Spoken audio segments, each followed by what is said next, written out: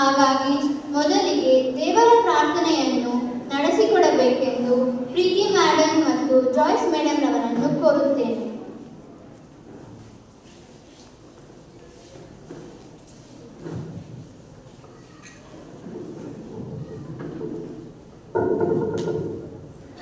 ಪಿತನ ಸುತನ ಮತ್ತು ಪವಿತ್ರ ಆತ್ಮನ ನಾಮದಲ್ಲಿ ಆಮೆನ್.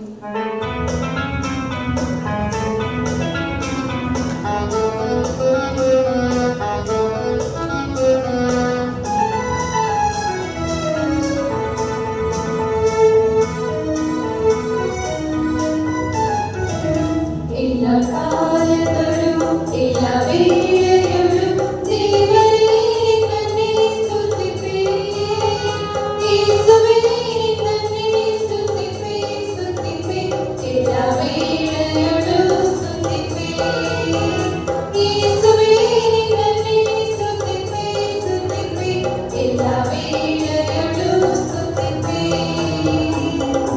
ಆದಿಯು ನೀನೇ, ಅಂತ್ಯವೂ ನೀನೇ, ಜ್ಯೋತಿಯು ನೀನೇ, ನನ್ನ ಭಾಗ್ಯವು ನೀನೇ.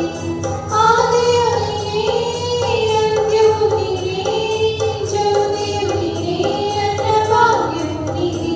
ಎಲ್ಲ ಕಾಲಗಳು ಎಲ್ಲ ವೇಳೆಗಳು ದೇವರೇ ನಿನ್ನನ್ನೇ ಸ್ತುತಿಪೆ, ಯೇಸುವೇ ನಿನ್ನನ್ನೇ ಸ್ತುತಿಪೆ, ಸ್ತುತಿಪೆ ಎಲ್ಲ ವೇಳೆಗಳು ಸ್ತುತಿಪೆ, ಯೇಸುವೇ ನಿನ್ನನ್ನೇ ಸ್ತುತಿಪೆ, ಸ್ತುತಿಪೆ ಎಲ್ಲ ವೇಳೆಗಳು ಸ್ತುತಿಪೆ.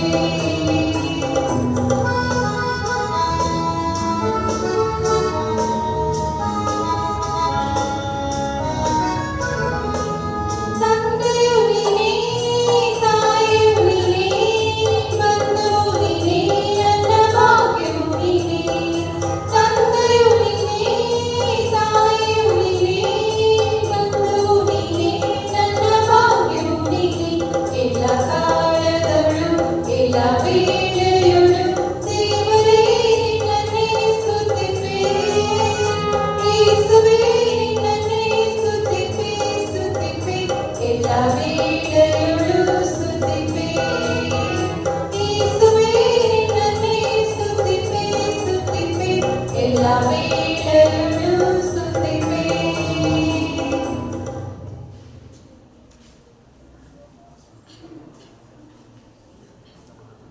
ಪವಿತ್ರ ಗ್ರಂಥ ಕೀರ್ತನೆ 23ನೇ ಅಧ್ಯಾಯ ವಚನಗಳು 1-2. ಯೆಹೋವನೇ ನಿನಗೆ ಕುರುಬನು, ನನಗೆ ಕೊರತೆ ಇಲ್ಲ. ಆತನು ನನ್ನನ್ನು ಹಸಿರು ಗಾವಲುಗಳಲ್ಲಿ ತಂಗಿಸುವನು, ಪ್ರಶಾಂತವಾದ ನೀರಿನ ಬಳಿಯಲ್ಲಿ ನನ್ನನ್ನು ನಡೆಸುವನು. ಇದು ದೇವರ ಮಾತು. ದೇವರಿಗೆ ಕೃತಜ್ಞತೆ ಸಲ್ಲಲಿ.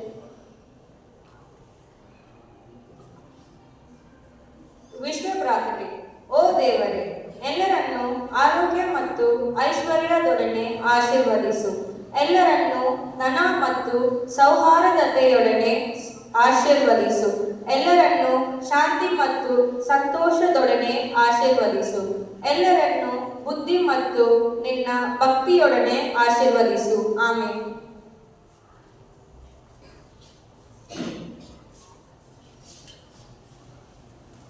ಪರಲೋಕದಲ್ಲಿರುವ ನಮ್ಮ ತಂದೆಯೇ, ನಿಮ್ಮ ನಾಮಕ್ಕೆ ಸ್ತೋತ್ರವಾಗಲಿ. ನಿಮ್ಮ ರಾಜ್ಯ ಬರಲಿ. ನಿಮ್ಮ ಚಿತ್ತ ಪರಲೋಕದಲ್ಲಿ ನೆರವೇರುವ ಪ್ರಕಾರ ಭೂಲೋಕದಲ್ಲಿಯೂ ನೆರವೇರಲಿ. ನಮ್ಮ ಅನುದಿನದ ಆಹಾರವನ್ನು ಇಂದು ನಮಗೆ ಕೊಡಿರಿ. ನಮಗೆ ತಪ್ಪು ಮಾಡಿದವರನ್ನು ನಾವು ಕ್ಷಮಿಸುವ ಪ್ರಕಾರ ನಮ್ಮ ಪಾಪಗಳನ್ನು ಕ್ಷಮಿಸಿರಿ. ನಮ್ಮನ್ನು ಶೋಧನೆಗೆ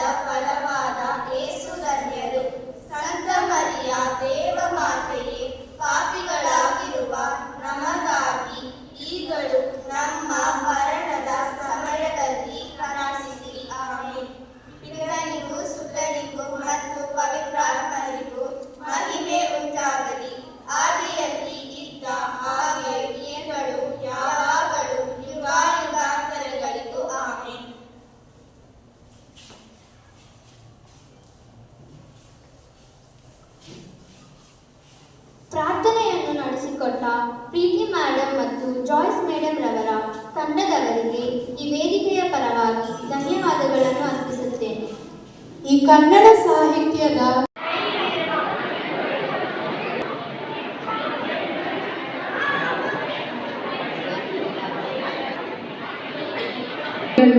ಕೂಗಾಡಿದರೇನು ಒಂದು ಕೋಗಿಲೆಯ ಧ್ವನಿಯನ್ನು ಸರಿದೂಗಿಸಲಾಗದು.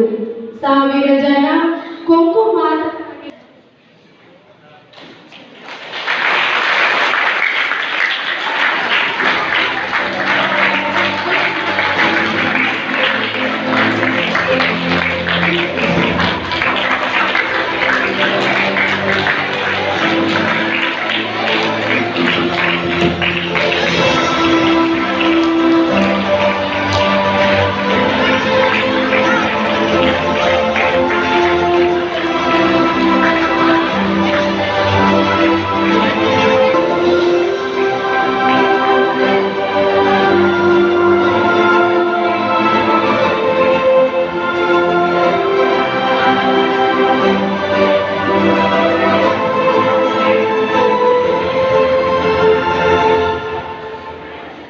ಈ ಕಾರ್ಯಕ್ರಮವು ಯಾವುದೇ ತೊಂದರೆಗಳಿಲ್ಲದೆ ನಿರಾತಂಕವಾಗಿ ನಡೆಯಬೇಕಾದರೆ ದೇವರ ಅನುಗ್ರಹ ಮುಖ್ಯ. ಹಾಗಾಗಿ ಮೊದಲಿಗೆ ದೇವರ ಮತ್ತು ಜಾಯ್ಸ್ ಮೇಡಮ್ ಅವರನ್ನು ಕೋರುತ್ತೇನೆ.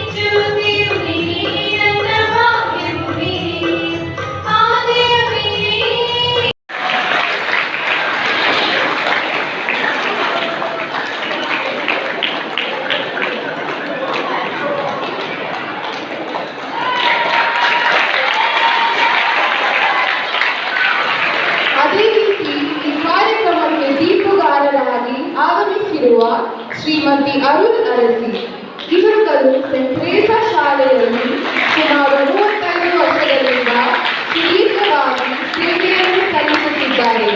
ಇವರುಗಳಿಗೆ ಮತ್ತೊಮ್ಮೆ ಸ್ವಾಗತವನ್ನು ಬಯಸುತ್ತೇವೆ. ಸ್ವಾಗತ ma'am, special welcome to you ma'am. ಅದೇ ರೀತಿ ಈ ವೇದಿಕೆಯ ಶ್ರೀಮತಿ ಮೇರಿ ಎಸ್ತರಾಣಿ ಮೇಡಮ್ ಅವರಿಗೆ ಕೂಡ ಸುಸ್ವಾಗತವನ್ನು ಬಯಸುತ್ತೇವೆ. Welcome ma'am.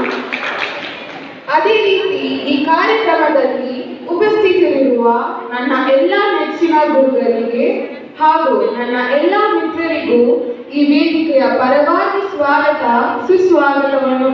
ತಮ್ಮಲ್ಲಿರುವ ಪ್ರತಿಭೆಯನ್ನು ವ್ಯಕ್ತಪಡಿಸಲು ನಮ್ಮ ಸಂತ ಮರಿಯಮ್ಮನವರ ಶಾಲೆಯು ಅದ್ಭುತವಾದ ಅವಕಾಶವನ್ನು ಒದಗಿಸಿದೆ.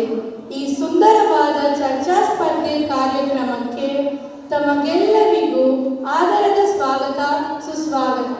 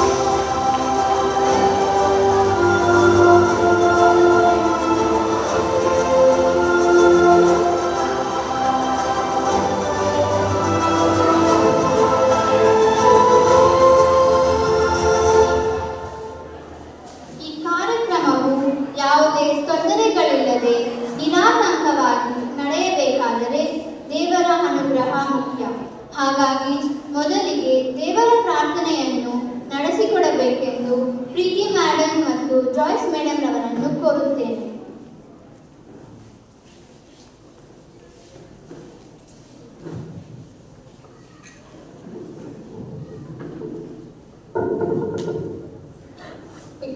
ಸುತನ ಮತ್ತು ಪವಿತ್ರ ಆತ್ಮನ ನಾಮದಲ್ಲಿ ಆಮೆನ್.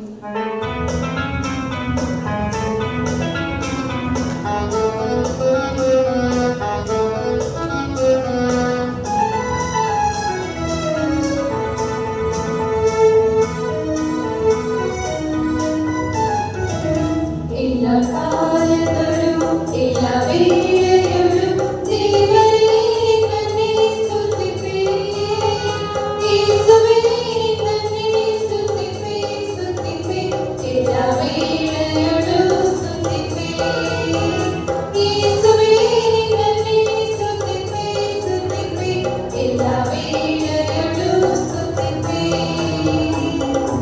ಆದಿಯು ನೀನೇ, ಅಂತ್ಯವೂ ನೀನೇ, ಜ್ಯೋತಿಯು ನೀನೇ, ನನ್ನ ಭಾಗ್ಯವು ನೀನೇ. ಆದಿಯು ನೀನೇ, ಅಂತ್ಯವೂ ನೀನೇ, ಜ್ಯೋತಿಯು ನೀನೇ, ನನ್ನ ಭಾಗ್ಯವು ನೀನೇ. ಎಲ್ಲ ಕಾಲಗಳು ಎಲ್ಲ ವೇಳೆಗಳು ದೇವರೇ ನಿನ್ನನ್ನೇ ಸ್ತುತಿಪೆ. ಯೇಸುವೇ ನಿನ್ನನ್ನೇ ಸ್ತುತಿಪೆ, ಸ್ತುತಿಪೆ. ಎಲ್ಲ ವೇಳೆಗಳು ಸ್ತುತಿಪೆ. ಯೇಸುವೇ ನಿನ್ನನ್ನೇ ಸ್ತುತಿಪೆ, ಸ್ತುತಿಪೆ. ಎಲ್ಲ ವೇಳೆಗಳು ಸ್ತುತಿಪೆ.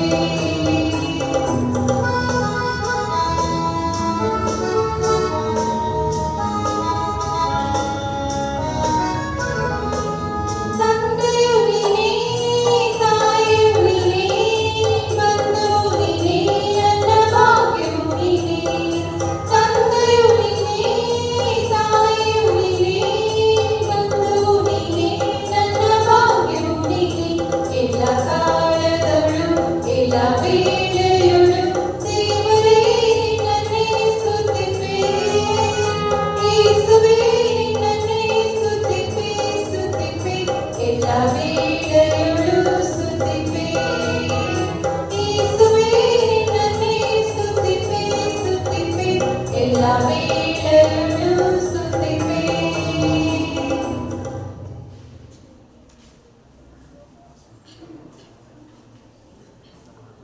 ಪವಿತ್ರ ಗ್ರಂಥ ಕೀರ್ತನೆ 23ನೇ ಅಧ್ಯಾಯ ವಚನಗಳು 1-7. ಯೆಹೋವನೇ ನಿನಗೆ ಕುರುಬನು, ನನಗೆ ಕೊರತೆ ಇಲ್ಲ. ಆತನು ನನ್ನನ್ನು ಹಸಿರು ಗಾವಲುಗಳಲ್ಲಿ ತಂಗಿಸುವನು, ಪ್ರಶಾಂತವಾದ ನೀರಿನ ಬಳಿಯಲ್ಲಿ ನನ್ನನ್ನು ನಡೆಸುವನು. ಇದು ದೇವರ ಮಾತು. ದೇವರಿಗೆ ಕೃತಜ್ಞತೆ ಸಲ್ಲಲಿ.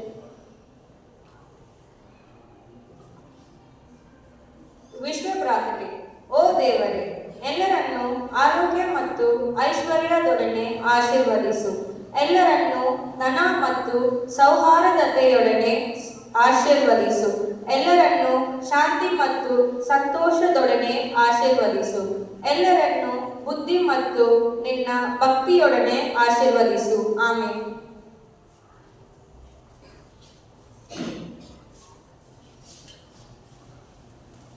ಪರಲೋಕದಲ್ಲಿರುವ ನಮ್ಮ ತಂದೆಯೇ, ನಿಮ್ಮ ನಾಮಕ್ಕೆ ಸ್ತೋತ್ರವಾಗಲಿ. ನಿಮ್ಮ ರಾಜ್ಯ ಬರಲಿ. ನಿಮ್ಮ ಚಿತ್ತ ಪರಲೋಕದಲ್ಲಿ ನೆರವೇರುವ ಪ್ರಕಾರ ಭೂಲೋಕದಲ್ಲಿಯೂ ನೆರವೇರಲಿ. ನಮ್ಮ ಅನುದಿನದ ಆಹಾರವನ್ನು ಇಂದು ನಮಗೆ ಕೊಡಿರಿ. ನಮಗೆ ತಪ್ಪು ಮಾಡಿದವರನ್ನು ನಾವು ಕ್ಷಮಿಸುವ ಪ್ರಕಾರ ನಮ್ಮ ಪಾಪಗಳನ್ನು ಕ್ಷಮಿಸಿರಿ. ನಮ್ಮನ್ನು ಶೋಧನೆಗೆ ಒಳಪಡಿಸದೆ ಕೇಡಿನಿಂದ ನಮ್ಮನ್ನು ರಕ್ಷಿಸಿರಿ. ಆಮೆನ್. ನಮೋ ಮರಿಯ, ಪ್ರಸಾದ ಪೂರ್ಣೆ, ಕರ್ತರು ನಿಮ್ಮೊಡನೆ ಇದ್ದಾರೆ. ಸ್ತ್ರೀಯರಲ್ಲಿ ನೀವು ಧನ್ಯರು, ಮತ್ತು ನಿಮ್ಮ ಉದರದ ಫಲವಾದ ಯೇಸು ಧನ್ಯರು. ಸಂತ ಮರಿಯ, ದೇವ ಮಾತೆಯೇ, ಪಾಪಿಗಳಾಗಿರುವ ನಮಗಾಗಿ ಈಗಲೂ ನಮ್ಮ ಮರಣದ ಸಮಯದಲ್ಲಿ ಪ್ರಾರ್ಥಿಸಿರಿ. ಆಮೆನ್. ಪಿತನಿಗೂ ಸುತನಿಗೂ ಮತ್ತು ಪವಿತ್ರಾತ್ಮರಿಗೂ ಮಹಿಮೆ ಉಂಟಾಗಲಿ. ಆದಿಯಲ್ಲಿ ಇದ್ದ ಹಾಗೆ ಈಗಲೂ ಯಾವಾಗಲೂ ಯುಗಾಯುಗಾಂತರಗಳಿಗೂ. Amen. And some of us naturally speak Kannada. But then, since our mother tongue is other than Kannada, we fail to learn Kannada. But still, we we are in Karnataka, we must learn Kannada. You must be able to speak Kannada. You must be able to write Kannada. And all of the things are very important aspect. You should become doctors and help KGF. We don't have proper infrastructure here. We should become engineers. And we should help KGF to become more developed place. We don't have proper employment here. You know, in Bevel Nagar, casual laborers are still on protest because of no minimum wages are given to them. And they are fighting for their rights. And you children, when opportunity is given to you, when you have such a beautiful infrastructure here, beautiful teachers here, wonderful infrastructure here, classrooms here, and if at all you don't study well, doom to you, I tell you. Tomorrow you will regret about your life. It's a very important juncture we are in. And 10 standard students, I tell you, we are left with only 3-4 months time. And if this 3-4 months time you don't use it properly, I tell you, your life will be in very danger. And you will regret for your life tomorrow. Tomorrow you see your siblings, you see your friends going up high in life, you will feel very sad. I tell you, so many of our former students who haven't achieved in life, they regret. If at all I would have studied well in my school days, I would have become something big. I would have become something big. You know how many people travel from here to Bangalore? 20,000 people, they travel from here to Bangalore for their livelihood. And most of them are your parents. And the parents are suffering for your livelihood to give you good education, to give you good food. And in spite of that, if at all you don't behave well, it's going to be a hell for you in the future. I want to make use of this platform so that to tell you how important education is, how important studies are and academics are.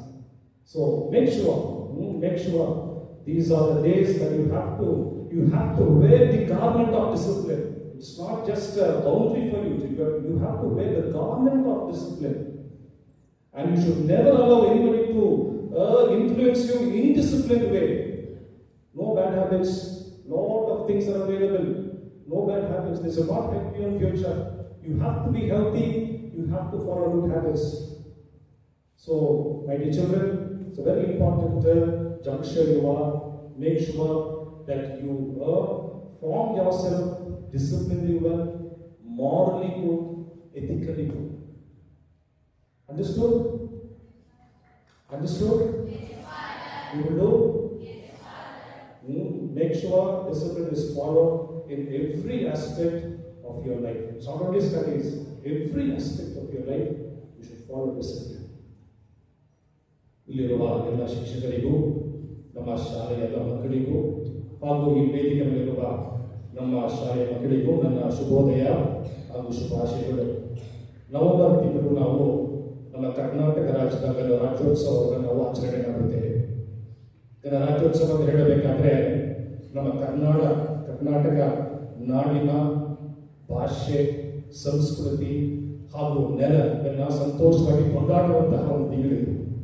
ಈ ತಿಂಗಳಲ್ಲಿ ನಮ್ಮ ಒಂದು ಶಾಲೆಯಲ್ಲಿ ನಮ್ಮ ಮಕ್ಕಳು ಈ ಕನ್ನಡ ಸ್ಪರ್ಧೆಯಲ್ಲಿ ಭಾಗವಹಿಸುವುದರಲ್ಲಿ ಬಹಳಷ್ಟು ಸಂತೋಷ, ಬಹಳಷ್ಟು ಹೆಮ್ಮೆ. ಅದರಿಂದ ನಿಮ್ಮೆಲ್ಲರ ಪರವಾಗಿ ಅವರಿಗೆ ನಾನು ಶುಭಾಶಯಗಳನ್ನು ಕೋರುತ್ತೇನೆ.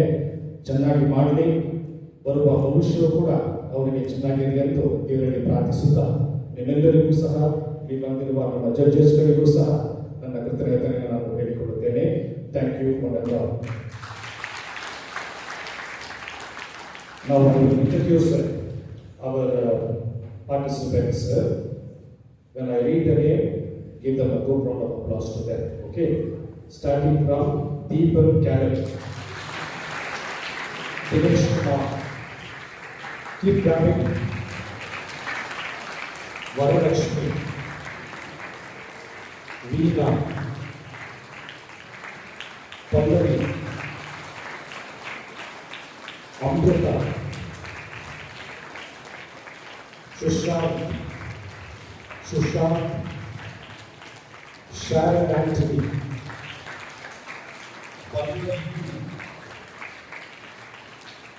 Nandita, Vishal Reddy,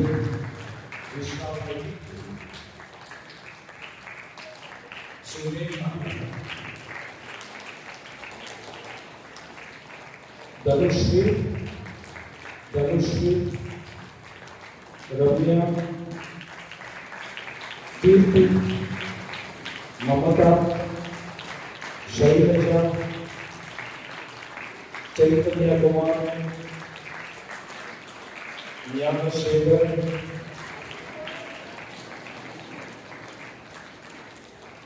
Titus Paul,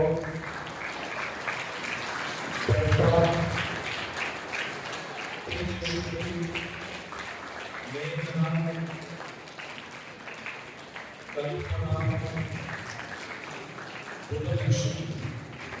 So we can give them a super clap, okay? Wait. Super clap, begin.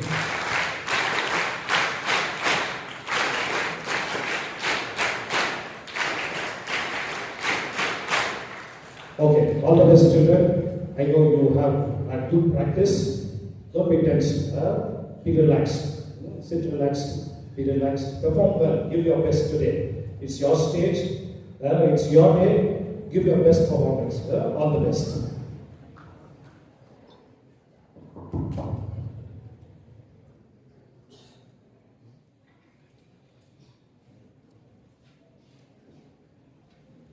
ಈ ಕಾರ್ಯಕ್ರಮವನ್ನು ಉದ್ದೇಶಿಸಿ ಮಾತನಾಡಿ ಸ್ಪರ್ಧೆಯಲ್ಲಿ ಭಾಗವಹಿಸುವ ಎಲ್ಲ ವಿದ್ಯಾರ್ಥಿ ಮಿತ್ರರಿಗೆ ಆತ್ಮವಿಶ್ವಾಸವನ್ನು ತುಂಬಿ ಆಶೀರ್ವದಿಸಿದ ಪೂಜ್ಯರಿಗೆ ಧನ್ಯವಾದಗಳನ್ನು ಅರ್ಪಿಸುತ್ತೇನೆ. ಈ ಚರ್ಚಾ ಸ್ಪರ್ಧೆಯಲ್ಲಿ ಭಾಗವಹಿಸಿರುವ ನನ್ನ ಗೆಳೆಯರ ಹೆಸರುಗಳನ್ನು ಕರೆಯಲಾಗುತ್ತದೆ. ಅದರಂತೆ ತಾವು ಮುಂದೆ ಬಂದು ತಮ್ಮ ಹೆಸರು, ತಮ್ಮ ವಿಷಯ ಹಾಗೂ ತಮಗೆ ಮಾರ್ಗದರ್ಶನ ನೀಡಿದ ಶಿಕ್ಷಕರ ಹೆಸರುಗಳನ್ನು ಹೇಳಿ ತಮ್ಮ ವಿಷಯವನ್ನು ಮಂಡಿಸಬೇಕೆಂದು ಕೋರುತ್ತೇನೆ. ಮೊದಲಿಗೆ ದೀಪನ್, 10ನೇ ತರಗತಿ ಸಿ ವಿಭಾಗ. ಇವರು ಕನ್ನಡ ಸಾಹಿತ್ಯದ ವಿಶೇಷತೆಯ ಬಗ್ಗೆ ಮಾತನಾಡಬೇಕೆಂದು ಕೋರುತ್ತೇನೆ.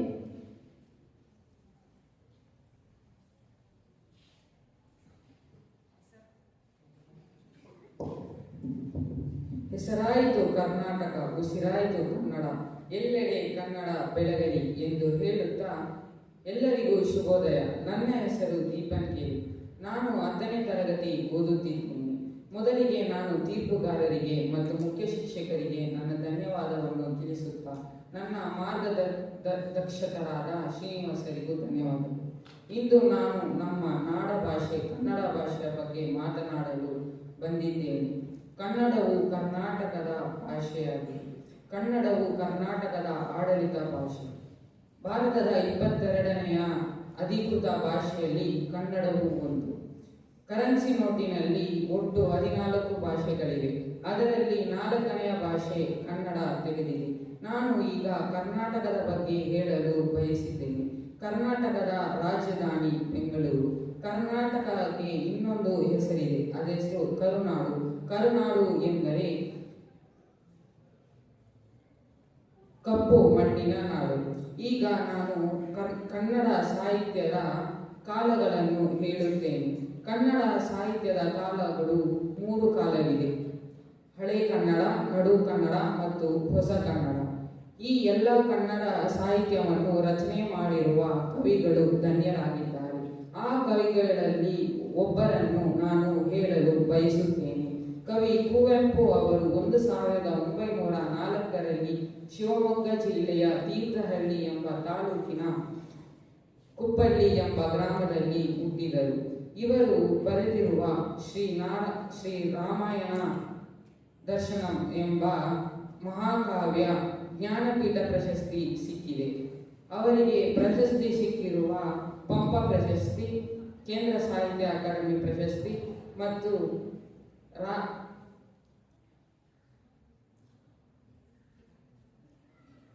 ಇವೆಲ್ಲವೂ ಸಿಕ್ಕಿವೆ. ಈಗ ನಾನು ವಿಶೇಷದ ಬಗ್ಗೆ ಹೇಳುತ್ತೇನೆ. ಕನ್ನಡ ಭಾಷೆಗೆ 8 ಜ್ಞಾನಪೀಠ ಪ್ರಶಸ್ತಿ ಸಿಕ್ಕಿವೆ. ಈ 8 ಜ್ಞಾನಪೀಠ ಪ್ರಶಸ್ತಿಗಳೇ ಹೆಚ್ಚು ಪ್ರಶಸ್ತಿಗಳಾಗಿವೆ. ವಿನೋದ್ ಭಾವೆ ಅವರು ಲಿಪಿಗಳ ರಾಣಿ ಎಂದು ಕನ್ನಡ ಭಾಷೆಯನ್ನು ಹೇಳಿದ್ದಾರೆ. ಹೀಗೆ ನಮ್ಮ ಕನ್ನಡ ಭಾಷೆಯನ್ನು ನಾವು ಮಾತನಾಡಲು ತುಂಬ ಹೆಮ್ಮೆಯಾಗಬೇಕು. ಹೇಳುತ್ತಾ ನನ್ನ ಮಾತನ್ನು ಮುಗಿಸುತ್ತೇನೆ. ಧನ್ಯವಾದಗಳು.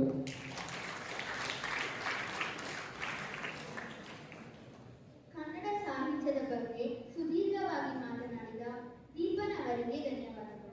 ಈಗ ದಿನೇಶ್ ಕುಮಾರ್ 8ನೇ ತರಗತಿ ಸಿ ವಿಭಾಗ ಇವರು ಪರಿಸರ ಮಾಲಿನ್ಯದ ಬಗ್ಗೆ ಮಾತನಾಡಬೇಕೆಂದು ಕೋರುತ್ತೇನೆ.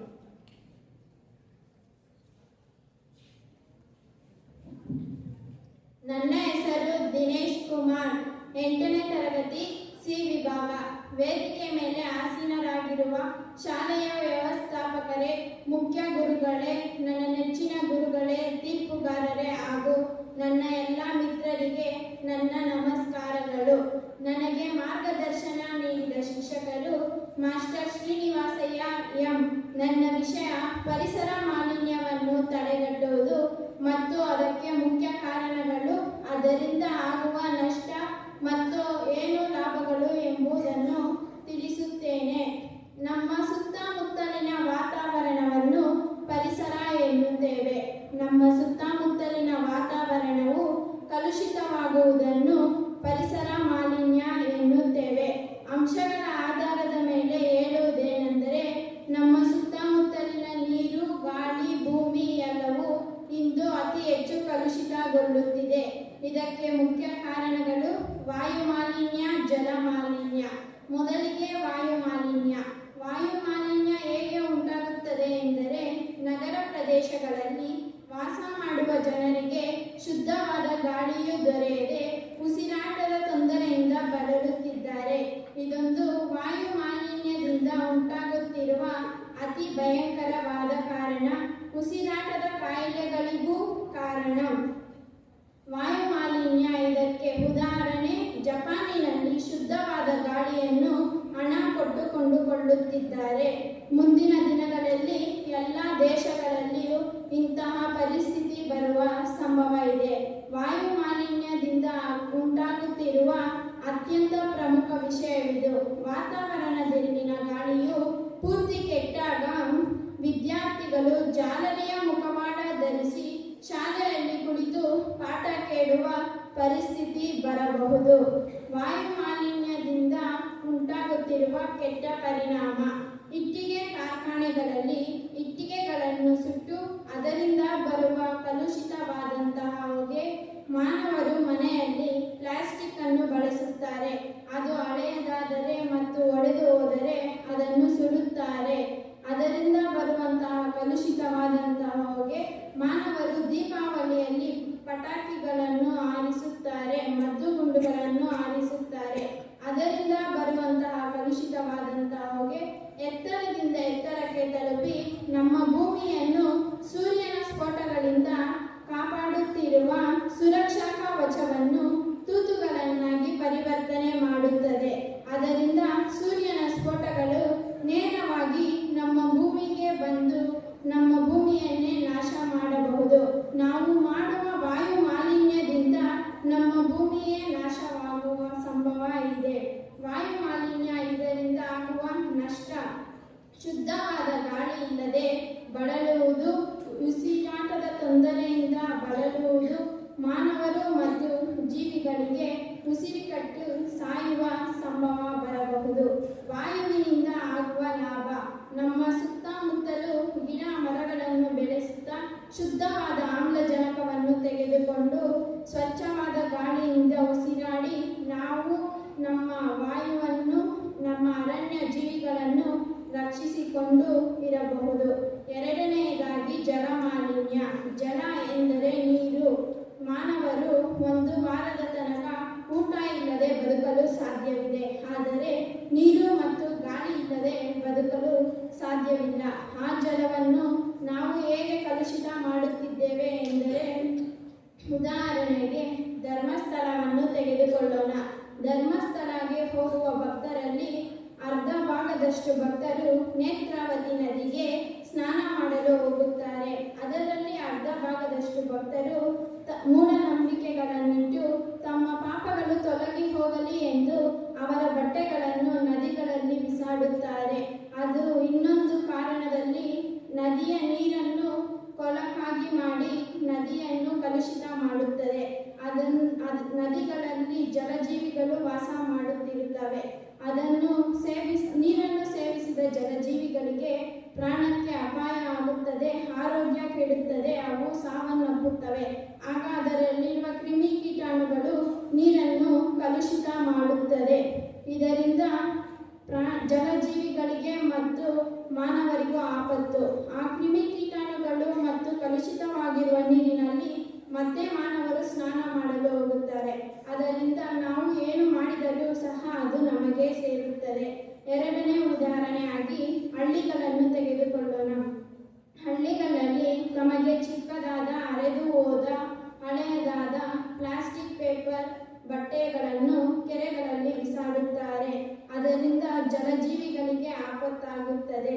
ಅದನ್ನು ತಿಳಿಯದೇ ಇರುವ ಪಕ್ಕದಲ್ಲಿ ವ್ಯವಸಾಯ ಮಾಡುವ ರೈತರು ಆ ನೀರನ್ನು ಬೋರುಗಳ ಮುಖಾಂತರ ಬಳಸಿ ತರಕಾರಿಗಳನ್ನು ಬೆಳೆಸುತ್ತಾರೆ. ಆ ತರಕಾರಿಗಳನ್ನು ಮಾನವರು ಸೇವಿಸುತ್ತಾರೆ. ಅದರಿಂದ ಮಾನವರಿಗೆ ಆರೋಗ್ಯ ಕೆಡುತ್ತದೆ, ಆಯಾಸ ಆಗುತ್ತದೆ. ಇದರಲ್ಲಿ ನಾವು ನೋಡಬಹುದು, ನಾವು ಏನು ಮಾಡಿದರೂ ಸಹ ಅದು ನಮಗೆ ಸೇರುತ್ತದೆ. ಹಳ್ಳ ಕೂಡಿ ಕುಂಟೆಯಾಗಿ, ಕುಂಟೆ ಕೂಡಿ ಕೆರೆಯಾಗಿ, ಕೆರೆ ಕೂಡಿ ನದಿಯಾಗಿ, ನದಿ ಕೂಡಿ ಸಮುದ್ರವಾಗುತ್ತದೆ. ನಾವು ಹಳ್ಳ ಕುಂಟೆ ಕೆರೆಗಳಲ್ಲಿ ಮಾಡುವ ತಪ್ಪುಗಳು ಸಮುದ್ರಕ್ಕೆ ಸೇರುತ್ತದೆ. ನದಿ ಕೆರೆಗಳಲ್ಲಿ ಚಿಕ್ಕ ಜೀವಿಗಳು ವಾಸ ಮಾಡಿದರೆ ಸಮುದ್ರಗಳಲ್ಲಿ ದೊಡ್ಡ ದೊಡ್ಡ ಜೀವಿಗಳು ವಾಸ ಮಾಡುತ್ತವೆ. ದೊಡ್ಡ ಜೀವಿಗಳಿಗೆ ಪ್ರಾಣಕ್ಕೆ ಅಪಾಯವಾದರೆ, ಆರೋಗ್ಯ ಕೆಟ್ಟರೆ ಅವು ಸಮುದ್ರದ ದಡಗಳಿಗೂ ಬರಬಹುದು ಮತ್ತು ಮಾನವರಿಗೂ ಆಪತ್ತು ಮಾಡಬಹುದು. ಸಮುದ್ರ ನದಿಗಳನ್ನು ಪ್ರಶಾಂತವಾಗಿರದೆ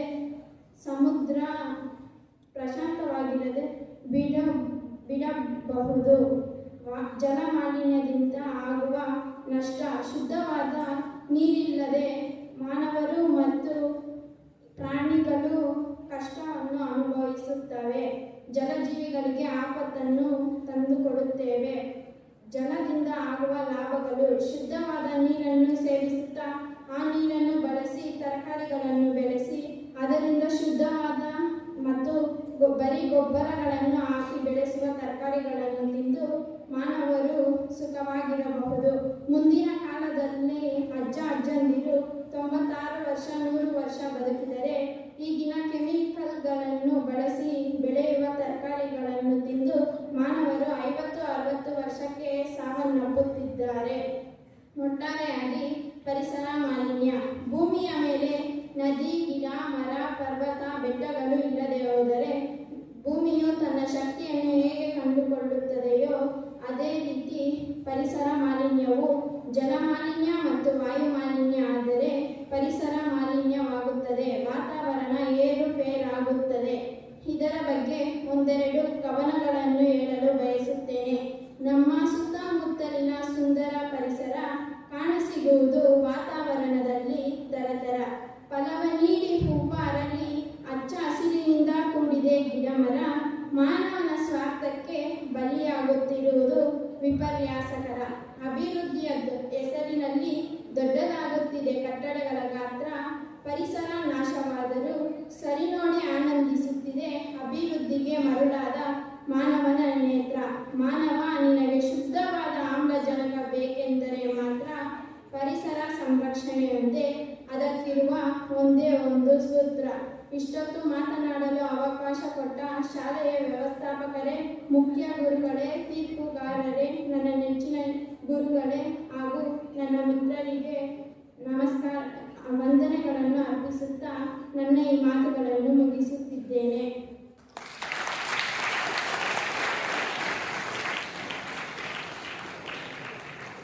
ಪರಿಸರ ಮಾಲಿನ್ಯಕ್ಕೆ ಕಾರಣಗಳು, ಅದನ್ನು ಹೇಗೆ ತಡೆಗಟ್ಟಬಹುದು, ಪರಿಸರದಿಂದಾಗುವ ಲಾಭಗಳೇನು ಎಂಬ ಇತ್ಯಾದಿ ವಿಷಯಗಳನ್ನು ಕುರಿತು ಬಹಳ ಅಚ್ಚುಕಟ್ಟಾಗಿ ಮಾತನಾಡಿದ ದಿನೇಶ್ ಕುಮಾರ್ಗೆ ತುಂಬು ಹೃದಯದ ಧನ್ಯವಾದಗಳನ್ನು ಅರ್ಪಿಸುತ್ತೇನೆ.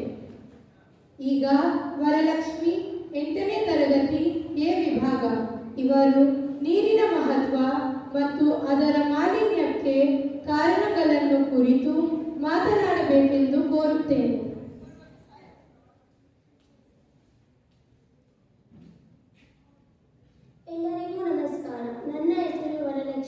ನಾನು 8ನೇ ತರಗತಿ ಎ ವಿಭಾಗದಲ್ಲಿ ಓದುತ್ತಿದ್ದೇನೆ. ನನ್ನ ಮಾರ್ಗದರ್ಶಕ ಗುರುಗಳು ಶ್ರೀನಿವಾಸ ಅಯ್ಯ ಸರ್. ನನಗೆ ತಮ್ಮ ವಿಷಯವನ್ನು ಬಹಳ ಸೊಗಸಾಗಿ ಮಂಡಿಸಿದ ವರಲಕ್ಷ್ಮಿ ಅವರಿಗೆ ಈ ವೇದಿಕೆಯ ಪರವಾಗಿ ಧನ್ಯವಾದಗಳು.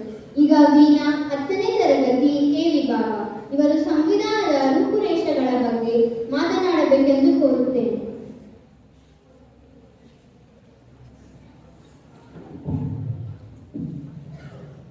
ಎಲ್ಲರಿಗೂ ನಮಸ್ಕಾರ. ನನ್ನ ಹೆಸರು ವೀಣಾ. ನಾನು 10ನೇ ತರಗತಿ ಎ ವಿಭಾಗದಲ್ಲಿ ಓದುತ್ತಿದ್ದೇನೆ. ನನ್ನ ಮಾರ್ಗದರ್ಶಕ ಶಿಕ್ಷಕರು ಶ್ರೀನಿವಾಸ ಅಯ್ಯ ಸರ್. ನಾನು ಆರಿಸಿಕೊಂಡಿರುವ ಭಾಗ ಸಂವಿಧಾನ. ಭಾರತದ ಸಂವಿಧಾನವನ್ನು ಪಿತಾಮಹ ಎಂದು ಕರೆಯಲ್ಪಡುವ ಡಾಕ್ಟರ್ BR ಅಂಬೇಡ್ಕರ್ ಅವರ ಅಧ್ಯಕ್ಷತೆಯನ್ನು ಭಾರತದ ಸಂವಿಧಾನವನ್ನಾಗಿ ರಚಿಸಿದ್ದಾರೆ. ಸಂವಿಧಾನವನ್ನು ರಚಿಸಲು ಸುಮಾರು 3 ವರ್ಷಗಳನ್ನು ತೆಗೆದುಕೊಂಡಿತು. ಸಂವಿಧಾನವನ್ನು ರಚಿಸುವಾಗ ಸಮಾಜದ ವಿವಿಧ ರೀತಿಯ ಸಾಮಾಜಿಕ, ರಾಜಕೀಯ ಮತ್ತು ಆರ್ಥಿಕ ಅಂಶಗಳನ್ನು ಪರಿಗಣನೆಗೆ ತೆಗೆದುಕೊಳ್ಳಲಾಗಿದೆ. ಕರಡು ಸಮಿತಿಯ ಮೂಲ ಹಕ್ಕುಗಳು ಮತ್ತು ಒಳಹರಿವುಗಳನ್ನು ಪಡೆಯಲು ಬ್ರಿಟಿಷ್, ಫ್ರಾನ್ಸ್ ಮತ್ತು ಜಪಾನ್ ಸೇರಿದಂತೆ ಹಲವಾರು ಕೌಂಟಿಗಳ ಸಂವಿಧಾನಗಳನ್ನು ಉಲ್ಲೇಖಿಸಿದೆ. ಭಾರತದ ಸಂವಿಧಾನವನ್ನು ನಾಗರಿಕರ ಮೂಲಭೂತ ಹಕ್ಕುಗಳು ಮತ್ತು ಕರ್ತವ್ಯವನ್ನು ಭಾರತ ರಾಜ್ಯ ನೀತಿಯ ನಿರ್ದೇಶಕ ತತ್ವಗಳು, ಭಾರತ ಸರ್ಕಾರದ ಫೆಡರಲ್ ರಚನೆಯನ್ನು ಒಳಗೊಂಡಿದೆ. ಪ್ರತಿಯೊಂದು ನೀತಿ, ಹಕ್ಕು ಮತ್ತು ಕರ್ತವ್ಯವನ್ನು ಭಾರತ ಸರ್ಕಾರದ ಸುದೀರ್ಘವಾಗಿ ವಿವರಿಸಲಾಗಿದೆ.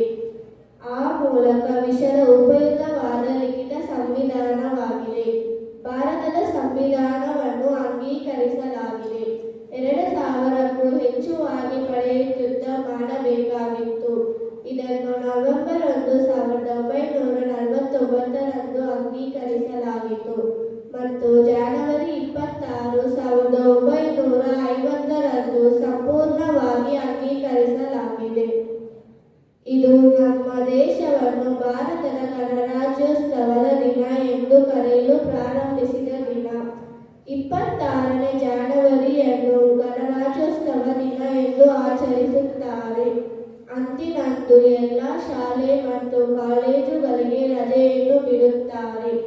ದೇಶದ ಎಲ್ಲ ಸ್ಥಳಗಳಲ್ಲಿ ಗಣರಾಜ್ಯೋತ್ಸವ ದಿನದಂದು ರಾಷ್ಟ್ರಧ್ವಜವನ್ನು ಹಾರಿಸಿ ಮತ್ತು ರಾಷ್ಟ್ರಗೀತೆಯನ್ನು ಹಾಡಲಾಗುತ್ತದೆ.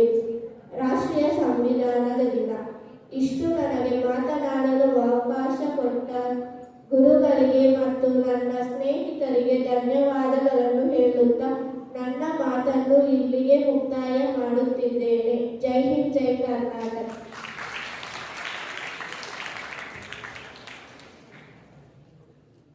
ಸಂವಿಧಾನದ ಬಗ್ಗೆ ಬಹಳ ಸುದೀರ್ಘವಾಗಿ ಮಾತನಾಡಿದ ವೀಣಾ ಅವರಿಗೆ ಧನ್ಯವಾದಗಳು. ಈಗ ಪಲ್ಲವಿ 8ನೇ ತರಗತಿ ಎ ವಿಭಾಗ, ಇವರಿಂದ ವರದಕ್ಷಿಣ ಎಂಬ ಒಂದು ಸಾಮಾಜಿಕ ಪಿಡುಗು ವಿಷಯದ ಬಗ್ಗೆ ಮಾತನಾಡಲು ಕೋರುತ್ತೇನೆ.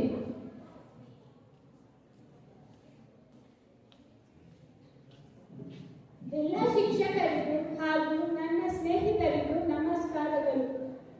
ನನ್ನ ಹೆಸರು ಪಲ್ಲವಿ. ನಾನು 8ನೇ ತರಗತಿ ಎ ವಿಭಾಗದಲ್ಲಿ ಓದುತ್ತಿದ್ದೇನೆ. ನನ್ನ ಮಾರ್ಗದರ್ಶಕ ಗುರುಗಳು ಶ್ರೀನಿವಾಸ ಅಯ್ಯ ಸರ್. ನಾನು ಆರಿಸಿದ ವಿಷಯ ವರದಕ್ಷಿಣೆ. ವರದಕ್ಷಿಣೆ ಒಂದು ಸಾಮಾಜಿಕ ಪಿಡುಗು. ವರದಕ್ಷಿಣೆ ಎಂಬುದು ಭಾರತೀಯ ವಿವಾಹ ಪದ್ಧತಿಯಲ್ಲಿ ಸ್ತ್ರೀಯರನ್ನು ಕಾಡುತ್ತಿರುವ ಒಂದು ಸಾಮಾಜಿಕ ಪಿಡುಗು. ವಿವಾಹದ ಸಮಯದಲ್ಲಿ ಹೆಣ್ಣಿನ ಕಡೆಯವರು ಗಂಡನಿಗೆ ಕೊಡುವ ಹಣ, ಚಿನ್ನ, ಭೂಮಿ, ವಾಹನ, ಮನೆ ಇತ್ಯಾದಿ ಕಳುವಳಿಕೆಯನ್ನು ಕೊಡುವುದನ್ನು ವರದಕ್ಷಿಣೆ ಎಂದು ಕರೆಯುವರು. ಇದು ಇಂದು ಲಕ್ಷಾಂತರ ಹೆಣ್ಣು ಮಕ್ಕಳ ಜೀವನವನ್ನು ನಾಶ ಮಾಡಿದೆ. ಮದುವೆ ಎಂಬುದು ಗಂಡು ಹೆಣ್ಣಿನ ಬದುಕಿನಲ್ಲಿ ಒಂದು ಪ್ರಮುಖವಾದ ಘಟ್ಟ. ಮದುವೆ ಆಗುವಾಗ ವಧು ವರರು ಎಲ್ಲರೂ ಒಪ್ಪಿಗೆ ಪಡೆದು ಮದುವೆ ಆಗುತ್ತಾರೆ. ಆದರೆ ಹಿರಿಯರ ವ್ಯವಹಾರಕ್ಕೆ ಸಂಬಂಧಿಸಿದಂತೆ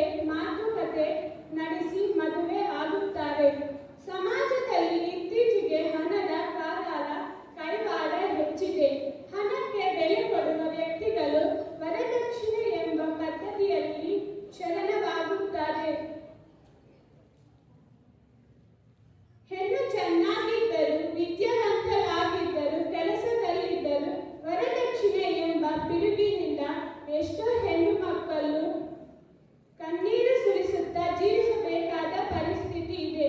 ಹೆಣ್ಣು ಹೆತ್ತವರ ಗೋಳನ್ನು ಕೇಳುವವರೇ ಇಲ್ಲ. ವಯಸ್ಸಿಗೆ ಬಂದ ಹೆಣ್ಣನ್ನು ಮದುವೆ ಮಾಡಿಕೊಡಲು ತಂದೆ ತಾಯಿಯರು ಆಸಕ್ತರಾದಾಗ ಎಷ್ಟೋ ಹೆಣ್ಣು ಮಕ್ಕಳು ಆತ್ಮಹತ್ಯೆ ಮಾಡಿಕೊಂಡಿದ್ದಾರೆ. ಸರ್ಕಾರವು 1961ರಲ್ಲಿ ವರದಕ್ಷಿಣೆ ನಿಷೇಧ ಕಾಯಿದೆಯನ್ನು ಜಾರಿಗೆ ತಂದಿತು. ನಂತರ 1984ರಲ್ಲಿ ಕೆಲವು ತಿದ್ದುಪಡಿಗಳನ್ನು ಮಾಡಿತು. ಅದರಂತೆ ವರದಕ್ಷಿಣೆ ಕೊಡುವುದು ಮತ್ತು ತೆಗೆದುಕೊಳ್ಳುವುದು ಕಾನೂನು ಬಾಹಿರವಾಗುತ್ತದೆ.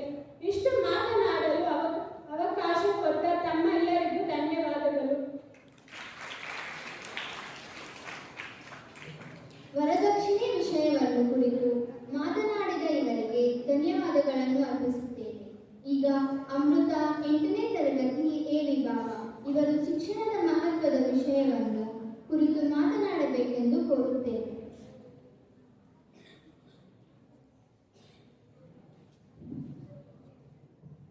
ಎಲ್ಲರಿಗೂ ನಮಸ್ಕಾರ. ನನ್ನ ಹೆಸರು ಅಮೃತ. ನಾನು 8ನೇ ತರಗತಿ ಓದುತ್ತಿದ್ದೇನೆ. ನನ್ನ ವಿಷಯ ಶಿಕ್ಷಣದ ಮಹತ್ವ. ನನ್ನ ಮಾರ್ಗದರ್ಶಕ ಗುರುಗಳು ಮಿಸ್ ಕಾಂತಲಕ್ಷ್ಮಿ. ಶಿಕ್ಷಣದ ಮಹತ್ವ. ಶಿಕ್ಷಣ ನಮ್ಮ ಜೀವನಕ್ಕೆ ಬಹಳ ಮುಖ್ಯ.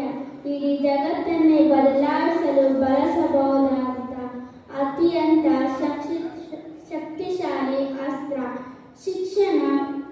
ನೆಲ್ಸನ್ ಮಂಡೇಲವರ ಪ್ರಕಾರ ಆದಿಕಾಲದಿಂದಲೂ ನಡೆದುಕೊಂಡು ಒಂದು ಗುರುಕುಲ ಶಿಕ್ಷಣ ವ್ಯವಸ್ಥೆವಾಗಿದೆ. ಶಿಕ್ಷಣ ನಮ್ಮ ಎಲ್ಲರಿಗೂ ಬೇಕು, ಏಕೆಂದರೆ ಶಿಕ್ಷಣ ನಮ್ಮ ಯಶಸ್ಸನ್ನು ಸಾಧಿಸಲು ಸಾಧ್ಯವಾಗುವುದಿಲ್ಲ. ವಿವರಣೆ: ಸಾಮಾನ್ಯ ಅರ್ಥದಲ್ಲಿ ಶಿಕ್ಷಣ ಜ್ಞಾನ ಮತ್ತು ಕೌಶಲ್ಯ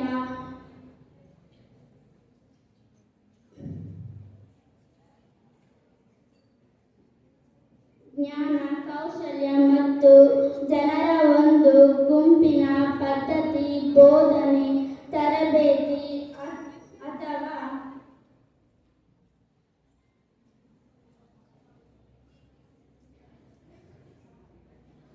ಅಥವಾ ಸಂಶೋಧನೆ ಮೂಲಕ ಮುಂದಿನ ಪೀಳಿಗೆಗೆ ವರ್ಧಿಸಲಾಯಿತು. ಇದರಿಂದ ಕಲಿಕೆಯು ಒಂದು ರೂಪ. ಭಾರತದಲ್ಲಿ ಶಿಕ್ಷಕರು ಕೇಂದ್ರ ಸರ್ಕಾರ ಮತ್ತು ರಾಜ್ಯ ಸರ್ಕಾರ ನಿಯಂತ್ರಣಕ್ಕೆ ಒಳಪಡುತ್ತದೆ. ಶಿಕ್ಷಣಕ್ಕೆ ಸಂಬಂಧಿಸಿದಂತೆ ಕೆಲವೊಂದು ಜವಾಬ್ದಾರಿಗಳು ಹೊಂದಿದೆ. ಶಿಕ್ಷಣ ಪಡೆಯಲು ಶಾಲೆ, ಕಾಲೇಜ್ ಮತ್ತು ಗುರುಕುಲ ಶಿಕ್ಷಣ ವ್ಯವಸ್ಥೆವಾಗಿದೆ. ಉಪಸಂಹಾರ: ಸಮಾಜದ ಪ್ರತಿ ಪ್ರಜೆಯು ಶಿಕ್ಷಣ ಪಡೆದು ತನ್ನ ಸ್ವಯಂ ಅಭಿವೃದ್ಧಿಯಿಂದ ಸಮಾಜದ ಒಳಿತಿಗಾಗಿ ಹೋರಾಟಕ್ಕಾಗಿ ಸಂಘಟನೆ ಮಾಡಲು ಅತ್ಯಗತ್ಯವಾಗಿದೆ. ಪ್ರತಿ ಪ್ರಜೆಯು ಶಿಕ್ಷಣ ಪಡೆದು ವಿದ್ಯಾವಂತರಾಗಬೇಕು. ಧನ್ಯವಾದಗಳು.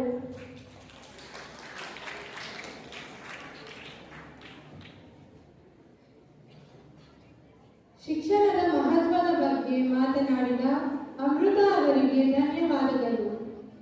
ಈಗ ಶಾರನ್ ಆಂಟನಿ 9ನೇ ತರಗತಿ ಬಿ ವಿಭಾಗ ಇವರು ಸ್ವಚ್ಛ ಭಾರತದ ಬಗ್ಗೆ ಮಾತನಾಡಬೇಕೆಂದು ಕೋರುತ್ತೇನೆ.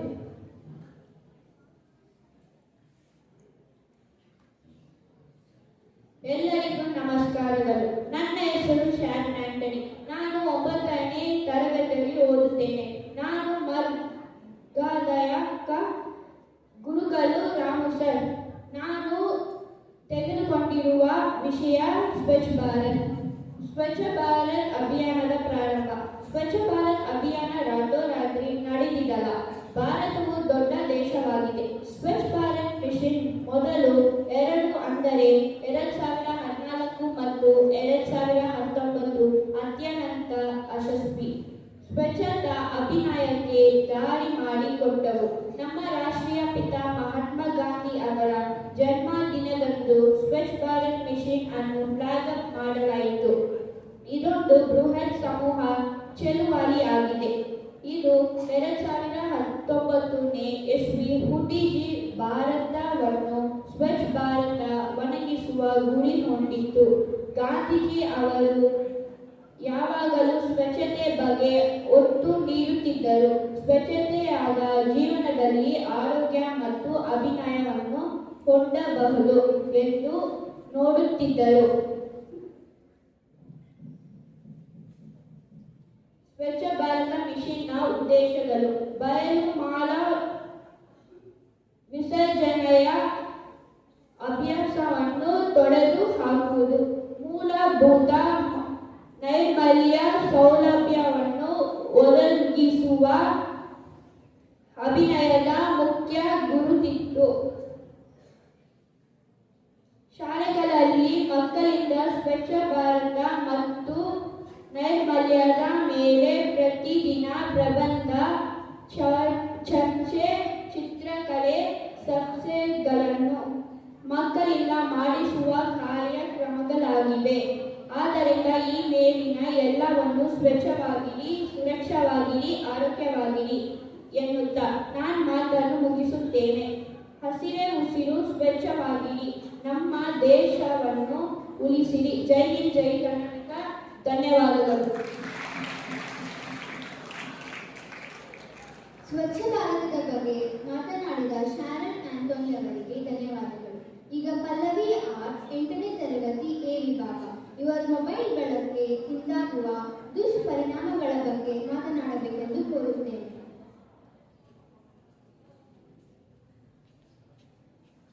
ಎಲ್ಲರಿಗೂ ನಮಸ್ಕಾರ. ನನ್ನ ಹೆಸರು ಪಲ್ಲವಿ. ನಾನು 8ನೇ ತರಗತಿ ಎ ವಿಭಾಗದಲ್ಲಿ ಓದುತ್ತಿದ್ದೇನೆ. ನನ್ನ ಮಾರ್ಗದರ್ಶಕರು ರಾಮಮೂರ್ತಿ ಸರ್. ನನಗೆ ಬಂದಿರುವ ವಿಷಯ ಮೊಬೈಲ್ ಬಳಕೆಯಿಂದಾಗುವ ದುಷ್ಪರಿಣಾಮಗಳು. ಮೊಬೈಲ್ ಫೋನ್ಗಳ ಬಳಕೆಯು ತಲೆನೋವು, ದುರ್ಬಲಗೊಂಡ ಏಕಾಗ್ರತೆ ಮತ್ತು ಸ್ಮರಣೆ, ಆಯಾಸ ಮುಂತಾದ ಹಲವಾರು ರೋಗ ಲಕ್ಷಣಗಳಿಗೆ ಕಾರಣವಾಗಬಹುದು ಎಂದು ಸಂಶೋಧನೆಗಳು ಸೂಚಿಸುತ್ತವೆ. ಪೋಲೆಂಡ್ನಲ್ಲಿ ಈ ಸಮಸ್ಯೆಯನ್ನು ಇನ್ನೂ ವೈಜ್ಞಾನಿಕ ಅಧ್ಯಯನಗಳಿಂದ ಪರಿಹರಿಸಲಾಗಲಿಲ್ಲ. ಉದ್ದೇಶ: ಯುವಜನರು ವರದಿ ಮಾಡುವ ಅನಾರೋಗ್ಯದ ಲಕ್ಷಣಗಳು ಮೊಬೈಲ್ ಫೋನ್ ಬಳಕೆಗೆ ಸಂಬಂಧಿಸಿದೆ ಎಂದು ತನಿಖೆ ಮಾಡಲು ಪ್ರಸ್ತುತ ಯೋಜನೆಯನ್ನು ಕೈಗೊಳ್ಳಲಾಗಿದೆ. ತೀರ್ಮಾನಗಳು: ಪ್ರಸ್ತುತ ಅಧ್ಯಯನದ ಸಂಶೋಧನೆಗಳು ವೈದ್ಯಕೀಯ ವಿದ್ಯಾರ್ಥಿಗಳ ದೈನಂದಿನ ಜೀವನದಲ್ಲಿ ಮೊಬೈಲ್ ಫೋನ್ಗಳು ದೊಡ್ಡ ಪಾತ್ರವನ್ನು ವಹಿಸುತ್ತದೆ ಎಂದು ಸೂಚಿಸುತ್ತದೆ. ಅದರಿಂದ ಮೊಬೈಲ್ ಫೋನ್ ಬಳಕೆಯಿಂದ ಉಂಟಾಗುವ ದುಷ್ಪರಿಣಾಮಗಳು ತಡೆಗಟ್ಟಲು ಮನೋವಿಜ್ಞಾನ ಮತ್ತು ಆರೋಗ್ಯದ ಮೇಲೆ ಅದರ ಪ್ರಭಾವವನ್ನು ವಿದ್ಯಾರ್ಥಿಗಳಲ್ಲಿ ಚರ್ಚಿಸಬೇಕು ಎಂದು ಹೇಳುತ್ತಾ ನನ್ನ ಮಾತುಗಳನ್ನು ಮುಗಿಸುತ್ತೇನೆ.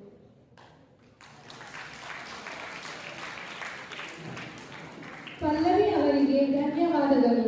ಈಗ ನಂದಿತಾ 8ನೇ ತರಗತಿ ಎ ವಿಭಾಗ. ಇವರು ಸೈಬರ್ ಭದ್ರತೆಯ ಬಗ್ಗೆ ಮಾತನಾಡಬೇಕೆಂದು ಕೋರುತ್ತೇನೆ.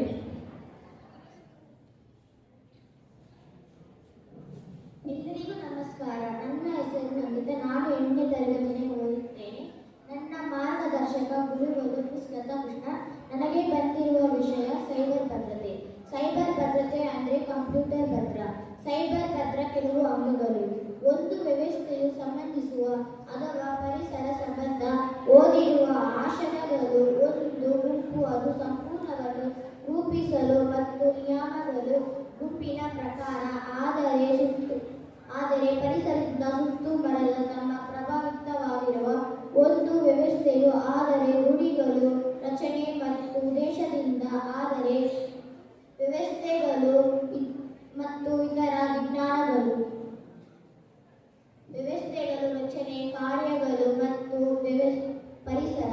ಇತಿಹಾಸ: 19ನೇ ಶತಮಾನದಲ್ಲಿ ಅದನ್ನು ಮಾಡಿದ ಬ್ರಿಟಿಷ್ ಸ್ಥಳೀಯ ವಿಜ್ಞಾನಿಗಳು 1824ರಲ್ಲಿ ಅವರು ಕೆಲಸ ಮಾಡುವ. ಧನ್ಯವಾದಗಳು.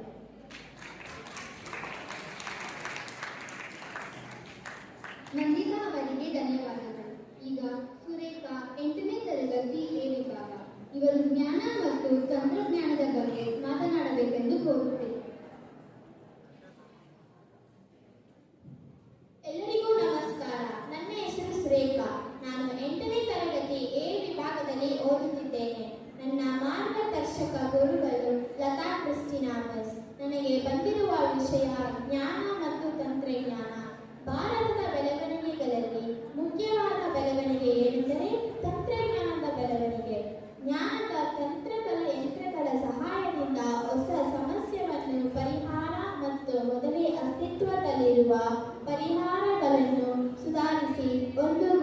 ಸಾಧಿಸುವುದು. ತಂತ್ರಜ್ಞಾನವು ಇಂದು ಅನೇಕ ಕ್ಷೇತ್ರಗಳಲ್ಲಿ ಕಾಣಬಹುದು. ಉದಾಹರಣೆಗೆ ಶಾಲಾ ಕಾಲೇಜುಗಳು ಪಾಠ ಮಾಡುವ ರೀತಿ ಬದಲಾಗಿದೆ. ತಂತ್ರಜ್ಞಾನದ ಉಪಯೋಗಗಳನ್ನು ವಿವರವಾಗಿ ನೋಡೋಣ. ತಂತ್ರಜ್ಞಾನದ ಒಂದು ಜೀವಜಾತಿಯ ಉಪಕರಣಗಳು ಹಾಗೂ ಕುಶಲಕರ್ಮಗಳು ಹೊಲಕ್ಕೆ ಮತ್ತು ಜ್ಞಾನಕ್ಕೆ ಸಂಬಂಧಿಸಿರುವ ಒಂದು ಜೀವಜಾತಿಯ ಪರಿಸರವನ್ನು ನಿಯಂತ್ರಿಸಲು ಹಾಗೂ ಅದಕ್ಕೆ ಹೊಂದಿಕೊಳ್ಳಲು ಜೀವಜಾತಿಯ ಸಾಮರ್ಥ್ಯದ ಮೇಲೆ ಅದು ಹೇಗೆ ಪರಿಣಾಮ ಬೀರುತ್ತದೆಂಬುದನ್ನು ತಿಳಿಸುವ ಒಂದು ಜೀವಜಾತಿಯ ವಿಶಾಲವಾದ ವಿಷಯಗಳನ್ನು ಪರಿಕಲ್ಪನೆಯಾಗಿದೆ. ಆದರೆ ಒಂದು ನಿಖರವಾದ ವ್ಯಾಖ್ಯಾನ ಸಾಧ್ಯವಿಲ್ಲ. ತಂತ್ರಗಳು ಮಾನವ ಕುಲಕ್ಕೆ ಉಪಯೋಗಿಸುವ ಯಂತ್ರಗಳು ಮತ್ತು ಯಂತ್ರಶಃ ಅಥವಾ ಭೌತಿಕ ವಸ್ತುಗಳನ್ನು ನಿರ್ದೇಶಿಸಬಹುದು. ಆದರೆ ವ್ಯವಸ್ಥೆಗಳು, ಸಂಘಟನೆಯ ವಿಧಾನಗಳು ಮತ್ತು ತಂತ್ರಗಳು ಸಹಿತ ಹೆಚ್ಚು ವಿಶಾಲವಾದ ವಿಷಯಗಳನ್ನು ಒಳಗೊಳ್ಳಬಹುದು. ಒಂದು ಸಮಸ್ಯೆಯನ್ನು ಪರಿಹರಿಸುವ ಸಲುವಾಗಿ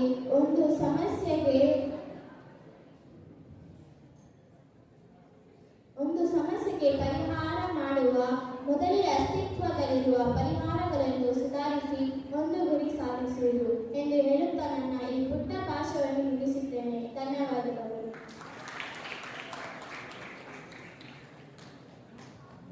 ಜ್ಞಾನ ಮತ್ತು ತಂತ್ರಜ್ಞಾನದ ಬಗ್ಗೆ ಸುಂದರವಾಗಿ ಮಾತನಾಡಿದ ಸುರೇಖಾ ಅವರಿಗೆ ಧನ್ಯವಾದಗಳು.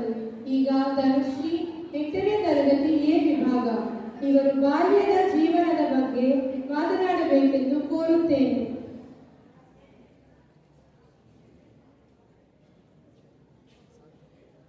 ಎಲ್ಲರಿಗೂ ನಮಸ್ಕಾರ. ನನ್ನ ಹೆಸರು ಧನುಶ್ರೀ. ನಾನು 8ನೇ ತರಗತಿ ಎ ವಿಭಾಗದಲ್ಲಿ ಓದುತ್ತಿದ್ದೇನೆ. ನನ್ನ ಮಾರ್ಗದರ್ಶಕ ಗುರುಗಳು ಹೇಮಲತಾ. ನನಗೆ ಬಂದಿರುವ ವಿಷಯ ಬಾಲ್ಯದ ಜೀವನ. ವಿಶ್ವ ಆರೋಗ್ಯ ಸಂಸ್ಥೆ ಪ್ರಕಾರ ಮಕ್ಕಳು ಸ್ಥೂಲಕಾಯ, ತೇವು 21ನೇ ಶತಮಾನದ ಅತಿ ದೊಡ್ಡ ಆರೋಗ್ಯ ಸಮಸ್ಯೆಗಳಲ್ಲಿ ಒಂದಾಗಿದೆ. ಕೇಳಿದ 40 ವರ್ಷಗಳ ಮಕ್ಕಳು ಮತ್ತು ಅಧಿಕಾರವಿಲ್ಲದೆ ಮೆಜ್ಜು ಸಮಸ್ಯೆ ಅತಿ ಹೆಚ್ಚಾಗಿ ಕಾಡುತ್ತಿದೆ. ನವದಹಳ್ಳಿ ಕೋವಿಡ್-19 1 ವರ್ಷಕ್ಕೂ ಹೆಚ್ಚು ಕಾಲ ಮಕ್ಕಳು, ಹಿರಿಯರು ತಮ್ಮ ಮನೆಗಳ 4 ಗೋಡೆಗಳ ವಿದ್ಯೆಯು ಇರುವಂತಾಗಿದೆ. ಕೊರೋನಾದಿಂದಾಗಿ ಆನ್ಲೈನ್ ಕ್ಲಾಸ್ಗಳು ನಡೆಯುತ್ತಿತ್ತು. ಮಕ್ಕಳು ಶಾಲೆಗೆ ಹೋಗುತ್ತಿದೆ. ಮನೆಯ ಬಾಗಲೇ ಕುಳಿತು ಮೊಬೈಲ್ ಟಿವಿ ಮುಂದೆಯೂ ಕಾಲ ಕಳೆಯುತ್ತಿದ್ದರು. ದೈಹಿಕ ಚಟುವಟಿಕೆಯನ್ನು ಮಕ್ಕಳು ಮರೆತಂತಾಗಿದೆ. ಇದು ನೇರವಾಗಿ ಪರಿಣಾಮ ಬೀರುತ್ತದೆ. ಹೆಚ್ಚು ಜಂಕ್ ಫುಡ್ ತಿನ್ನುವುದು, ಯಾವುದೇ ದೈಹಿಕ ಚಟುವಟಿಕೆಯನ್ನು ಮಾಡಿರುವುದು, ಹೊರ ಹೋಗಿ ಆಟ ಆಡದೆ ಇರುವಂತಾಗಿದೆ. ಹೆಚ್ಚಿನ ಸಂಖ್ಯೆಯ ಮಕ್ಕಳಲ್ಲಿ ಮೆಜ್ಜಿನ ಸಮಸ್ಯೆ ಅತಿ ಹೆಚ್ಚಾಗಿದೆ ಎನ್ನುತ್ತಾರೆ ಆರೋಗ್ಯ ತಜ್ಞರು. ಎಲ್ಲರಿಗೂ ಧನ್ಯವಾದಗಳು. ಬಾಲ್ಯದ ಜೀವನದ ಬಗ್ಗೆ ಮಾತನಾಡಿದ ಧನುಶ್ರೀ ಅವರಿಗೆ ಧನ್ಯವಾದಗಳು. ಈಗ ರಮ್ಯಾ ಎಸ್ 10ನೇ ತರಗತಿ ಎ ವಿಭಾಗ ಇವರು ಪೌಷ್ಟಿಕ ಆಹಾರದ ಬಗ್ಗೆ ಮಾತನಾಡಬೇಕೆಂದು ಕೋರುತ್ತೇನೆ.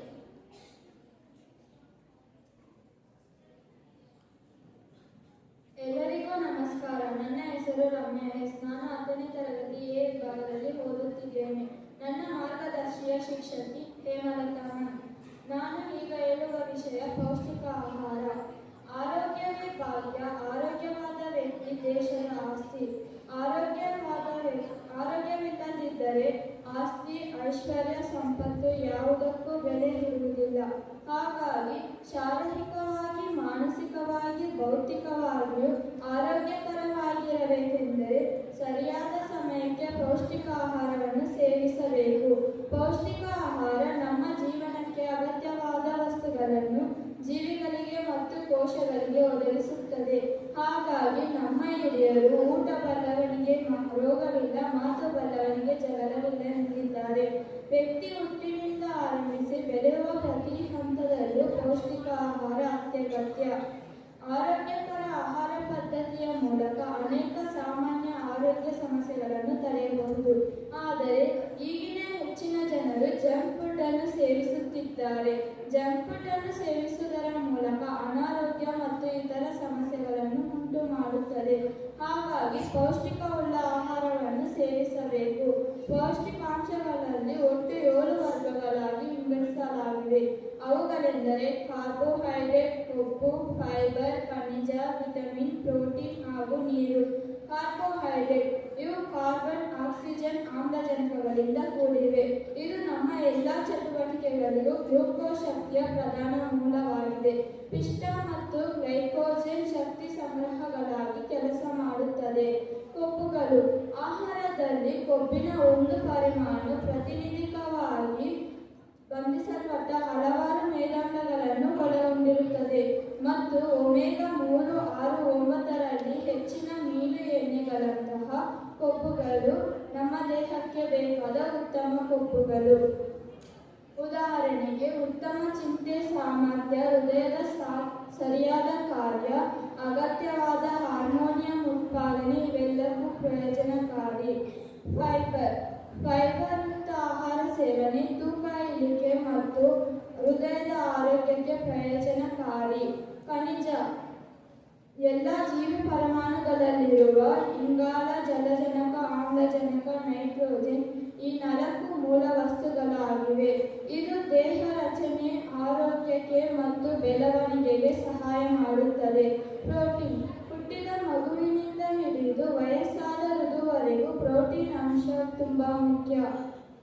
ಇದು ಬುದ್ಧಿಶಕ್ತಿ, ಚುರುಕುತನದಲ್ಲಿ, ರೋಗ ನಿರೋಧಕ ಹೆಚ್ಚಿಸುವುದರಲ್ಲಿ, ಮೆಟಬಾಲಿಸಂ ಉತ್ತೇಜಿಸುವುದರಲ್ಲಿ ಬಹುಮುಖ್ಯ. ವಿಟಮಿನ್ ನಮ್ಮ ದೇಹ ಸರಾಗವಾಗಿ ಕಾರ್ಯನಿರ್ವಹಿಸಲು ಸಾಕಷ್ಟು ಪರಮಾಣು ವಿಟಮಿನ್ಗಳು ಬೇಕಾಗುತ್ತದೆ. ವಿಟಮಿನ್ ಕೊರತೆಯು ನಿರ್ದಿಷ್ಟ ಕೊರತೆಯು ಸಿಂಡ್ರಿಯಂ ಮತ್ತು ಅದರ ಫಲಿತಾಂಶಗಳು. ಮಾನವರಿಗೆ ಒಟ್ಟು 12 ವಿಟಮಿನ್ಗಳು ಬೇಕಾಗುತ್ತದೆ.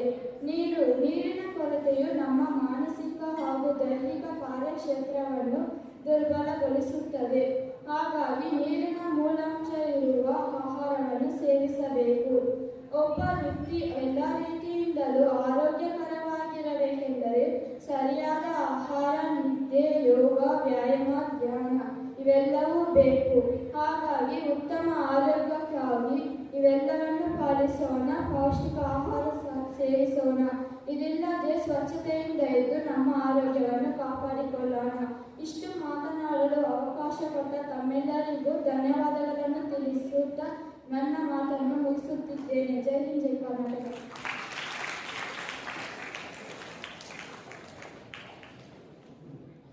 ಬಹಳ ಸೊಗಸಾಗಿ ತಮ್ಮ ವಿಷಯ ಮಂಡಿಸಿದ ರಮ್ಯಾ ಅವರಿಗೆ ಧನ್ಯವಾದಗಳು.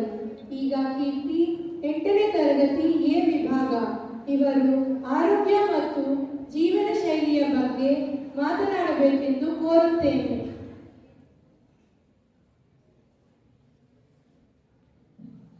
ಎಲ್ಲರಿಗೂ ನಮಸ್ಕಾರ. ನನ್ನ ಹೆಸರು ಕೀರ್ತಿ. ನಾನು 8ನೇ ತರಗತಿಯಲ್ಲಿ ಓದುತ್ತಿದ್ದೇನೆ. ನನ್ನ ಮಾರ್ಗದರ್ಶಕ ಗುರುಗಳು ಶ್ಯಾಮಲಾ ಮಿಸ್ನವರು. ನನಗೆ ಬಂದಿರುವ ವಿಷಯ ಆರೋಗ್ಯ ಮತ್ತು ಜೀವನ ಶೈಲಿ. ಉತ್ತಮ ಆಹಾರ, ದೈನಂದಿನ ವ್ಯಾಯಾಮ ಮತ್ತು ಸಾಕಷ್ಟು ನಿದ್ರೆಯು ಆರೋಗ್ಯಕರ ಜೀವನಕ್ಕೆ ಅಡಿಪಾಯವಾಗಿದೆ. ಆರೋಗ್ಯಕರ ಜೀವನ ಶೈಲಿ ನಿಮ್ಮನ್ನು ಸದಾ ಸದೃಢವಾಗಿ, ಶಕ್ತಿಯುಕ್ತವಾಗಿ ಹಾಗೂ ಆರೋಗ್ಯವಾಗಿರಿಸುತ್ತದೆ. ವಿಶ್ವ ಆರೋಗ್ಯ ಸಂಸ್ಥೆಯ ಪ್ರಕಾರ ಆರೋಗ್ಯಕರ ಜೀವನವು ಸಂತಸ ಜೀವನಕ್ಕೆ ಸುಲಭ ಮಾರ್ಗವಾಗಿದೆ. ಮನುಷ್ಯನ ಆರೋಗ್ಯ ಮತ್ತು ಜೀವನ ಶೈಲಿ ನಿಮ್ಮನ್ನು ಸದಾ ಸದೃಢವಾಗಿ, ಶಕ್ತಿಯುಕ್ತವಾಗಿ ಹಾಗೂ ಆರೋಗ್ಯವಾಗಿರಿಸುತ್ತದೆ. ವಿಶ್ವ ಆರೋಗ್ಯ ಸಂಸ್ಥೆಯ ಪ್ರಕಾರ ಆರೋಗ್ಯಕರ ಜೀವನವು ಸಂತಸ ಜೀವನಕ್ಕೆ ಸುಲಭ ಮಾರ್ಗವಾಗಿದೆ. ವರ್ತನೆಗಳು ಕ್ರಿಯಾತ್ಮಕವು ಹಾಗೂ ಪವಿತ್ರ ನಾಶೀಲವೂ ಆದ ಕಾರಣ ಜನರಿಗೆ ಬದಲಾಗಲು ಮತ್ತು ಆರೋಗ್ಯಕರ ನಡವಳಿಕೆಗಳನ್ನು ಅಳವಡಿಸಿಕೊಳ್ಳುವುದು ಮಾರ್ಗದರ್ಶನ ನೀಡಲಾಗುವುದು. ಆರೋಗ್ಯಕರ ನಡವಳಿಕೆಗಳನ್ನು ಜೀವನದ ಆರಂಭದಲ್ಲಿಯೇ ಕಲಿಯುವುದು ಅಗತ್ಯ. ಇದರಿಂದಾಗಿ ಅವು ನಿಮಗೆ ಆರೋಗ್ಯಕರ ಅಭ್ಯಾಸವಾಗಿ ಮಾರ್ಪಡುತ್ತವೆ ಮತ್ತು ಜೀವನದುದ್ದಕ್ಕೂ ಸದಸ್ಯ ಖಚಿತಪಡಿಸುತ್ತದೆ. ಆರೋಗ್ಯ ಮತ್ತು ಆರೋಗ್ಯಕರ ಕೆಳಕಂಡ ಕಾರಣಕ್ಕಾಗಿ ಯುವಕರನ್ನು ಪ್ರೇಮಿಸಬೇಕು. ದೈಹಿಕ ಮತ್ತು ಮಾನಸಿಕ ಆಸ್ಪತ್ರೆಗಳಿಗೆ ಉದ್ದೇಶಿಸಲ್ಪಟ್ಟ ಒತ್ತಡದಿಂದಾಗಿ ವಿವಿಧ ವ್ಯಸನಗಳನ್ನು ನಿಲ್ಲಿಸಬಹುದು. ದೈಹಿಕ ಮತ್ತು ಮಾನಸಿಕ ಬೆಳವಣಿಗೆ ಅವ್ಯವಸ್ಥೆಯ ಒಂದು ಹಂತ. ಆರೋಗ್ಯಕರ ನಡವಳಿಕೆಗಳನ್ನು ನಡೆಸಲು ಆರಂಭದಲ್ಲಿಯೇ ಕಲಿಯುವುದು ಅಗತ್ಯ. ಆರೋಗ್ಯಕರ ನಡವಳಿಕೆಗಳನ್ನು ಅಳವಡಿಸಿಕೊಳ್ಳುವುದು ಹೂಡಿಕೆ ಇದ್ದಂತೆ, ಏಕೆಂದರೆ ಅವರು ತಮ್ಮ ನಡವಳಿಕೆಗೆ ತಾವೇ ಜವಾಬ್ದಾರಿಯಾಗುತ್ತಾರೆ.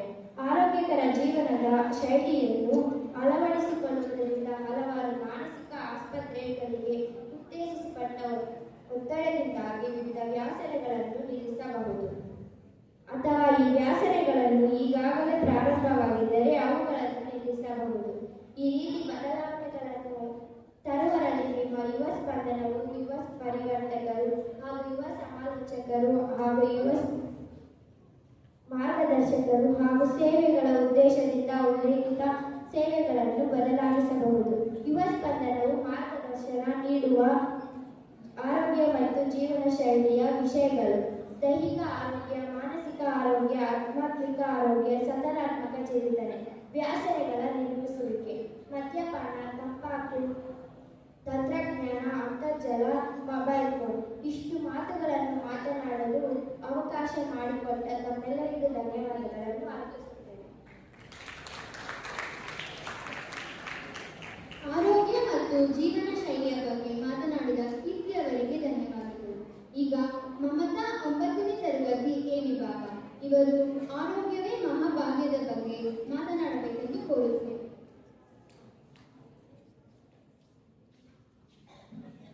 ಎಲ್ಲರಿಗೂ ನಮಸ್ಕಾರ. ನನ್ನ ಹೆಸರು ಮಮತಾ. ನಾನು 9ನೇ ತರಗತಿ ಎ ವಿಭಾಗದಲ್ಲಿ ಓದುತ್ತಿದ್ದೇನೆ. ನನ್ನ ಮಾರ್ಗದರ್ಶಿ ಶಿಕ್ಷಕರು ಶ್ಯಾಮಲಾ ಮಿಸ್. ನನಗೆ ಬಂದಿರುವ ವಿಷಯ ಆರೋಗ್ಯವೇ ಮಹಾಭಾಗ್ಯ. ಆರೋಗ್ಯವೆಂದರೆ ಸಂಪೂರ್ಣ ದೈಹಿಕ ಮಾನಸಿಕ ಸ್ಥಿತಿ. ಆರೋಗ್ಯ ನಮ್ಮ ಜೀವನದ ಪ್ರಮುಖ ಅಂಶವಾಗಿದೆ. ಆರೋಗ್ಯವೇ ಭಾಗ್ಯ ಎಂಬ ಗಾದೆ ಮಾತು ಇದೆ. ಇದು ಆರೋಗ್ಯದ ಪ್ರಾಮುಖ್ಯತೆಯನ್ನು ಸೂಚಿಸುತ್ತದೆ. ಒಂದು ಜೀವಿಯ ದೇಹ ಮನಸ್ಸು ಸಂಪೂರ್ಣ ಸಮತೋಲನದಲ್ಲಿರುವ ಸ್ಥಿತಿಯನ್ನು ಆರೋಗ್ಯ ಎಂದು ಕರೆಯುತ್ತೇವೆ. ಆರೋಗ್ಯವೇ ಸಂಪತ್ತು ಎಂಬುದು ಬಹಳ ಸತ್ಯ. ಈ ಜಗತ್ತಿನಲ್ಲಿ ಯಾರು ನಮಗೆ ಕೆಟ್ಟ ಸಮಯದಲ್ಲಿ ಸಹಾಯ ಮಾಡಲು ಸಾಧ್ಯವಿಲ್ಲ. ಆದ್ದರಿಂದ ನಾವು ಯಾವುದೇ ಕೆಟ್ಟ ಸಂದರ್ಭಗಳನ್ನು ಎದುರಿಸಬಹುದು. ಆರೋಗ್ಯಕರ ಜೀವನವನ್ನು ಆನಂದಿಸಲು ನಾವು ಇದು ಮುಖ್ಯವಾಗಿ ನೀರು ಕುಡಿಯುವುದು, ವ್ಯಾಯಾಮ ಮಾಡುವುದು, ಸಮಯಕ್ಕೆ ಸರಿಯಾಗಿ ಮಲಗುವುದು, ಉತ್ತಮ ಆಹಾರವನ್ನು ಸೇವಿಸುವುದು ಇತ್ಯಾದಿಗಳಂತಹ ಬಹು ಅಂಶಗಳ ಮೇಲೆ ಅವಲಂಬಿತವಾಗಿರುತ್ತದೆ. ಆರೋಗ್ಯವೇ ಭಾಗ್ಯ ಎಂಬ ಮಾತು ಯಾವಾಗಲೂ ಇದೆ. ಇದರರ್ಥ ಸರಳವಾಗಿ ನಾವು ಹೆಚ್ಚು ತೊಂದರೆಗಳನ್ನು ಎದುರಿಸಬೇಕಾಗುತ್ತದೆ. ಆದ್ದರಿಂದ ನಾವು ಚೆನ್ನಾಗಿ ಕೆಲಸ ಮಾಡಲು ನಮ್ಮ ಆರೋಗ್ಯ ಚೆನ್ನಾಗಿರಬೇಕು. ಒಬ್ಬ ವ್ಯಕ್ತಿಯು ದೈಹಿಕವಾಗಿಯೂ ಮಾನಸಿಕವಾಗಿಯೂ ಉತ್ತಮವಾಗಿರುವಾಗ, ಆಧ್ಯಾತ್ಮಿಕ ಎಚ್ಚರವಾಗಿರುವಾಗ ಆರೋಗ್ಯ ಮುಖ್ಯವಾಗಿರುತ್ತದೆ. ನಮಗೆ ಆರೋಗ್ಯ ಬಹಳ ಮುಖ್ಯ. ಆರೋಗ್ಯ ಇಲ್ಲದಿದ್ದರೆ ಎಲ್ಲವೂ ಮುಗಿಯಿತು. ಆದ್ದರಿಂದ ನಮ್ಮ ಜೀವನದಲ್ಲಿ ನಾವು ಸಂತೋಷವಾಗಿರಲು ನಮ್ಮ ಆರೋಗ್ಯವನ್ನು ಚೆನ್ನಾಗಿ ನೋಡಿಕೊಳ್ಳಬೇಕು. ನಮಗೆ ಆರೋಗ್ಯ ಸರಿ ಇಲ್ಲದಿದ್ದರೆ ನಾವು ಆಹಾರವನ್ನು ಆನಂದಿಸಲು ಸಾಧ್ಯವಿಲ್ಲ. ಅಸ್ವಸ್ಥ ವ್ಯಕ್ತಿಯು ತನ್ನ ಜೀವನದಲ್ಲಿ ಸುಖವಾಗಿರದ ಕಾರಣ ಅವನು ಯಾವಾಗಲೂ ದುಃಖಿತನಾಗಿರುತ್ತಾನೆ.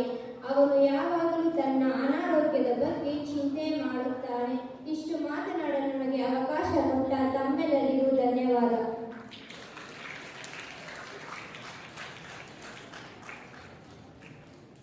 ಬಹಳ ಸೊಗಸಾಗಿ ತಮ್ಮ ವಿಷಯ ಮಂಡಿಸಿದ ಮಮತಾ ಅವರಿಗೆ ಧನ್ಯವಾದಗಳು. ಈಗ ಶೈಲಜಾ 10ನೇ ತರಗತಿ ಎ ವಿಭಾಗ, ಇವರು ಆರೋಗ್ಯವೇ ಮಹಾಭಾಗ್ಯದ ಬಗ್ಗೆ ಮಾತನಾಡಬೇಕೆಂದು ಕೋರುತ್ತೇನೆ.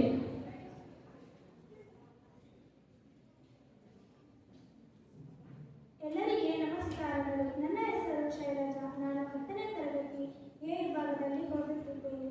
ನನ್ನ ಮಾರ್ಗದರ್ಶಕರು ಶ್ಯಾಮಲಾ ಮಿಸ್. ನನ್ನ ವಿಷಯ ಆರೋಗ್ಯ. ಆರೋಗ್ಯವೇ ಮಹಾಭಾಗ್ಯ. ಗಾದೆ ವೇದಕ್ಕೆ ಸಮಾನ.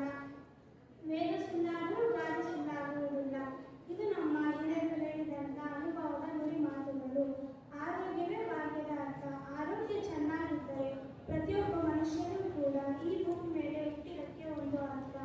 ಆ ಆರೋಗ್ಯವೇ ಚೆನ್ನಾಗಿಲ್ಲದಿದ್ದರೆ ಆ ಮನುಷ್ಯನು ಈ ಭೂಮಿ ಮೇಲೆ ಹುಟ್ಟಿದಕ್ಕೆ ಅರ್ಥವಿಲ್ಲ. ಎಷ್ಟು ಹಣ ಅಂತಸ್ತು ಇದ್ದರೇನು, ನಮಗೆ ಆರೋಗ್ಯವೇ ಮೊದಲು ಮುಖ್ಯ.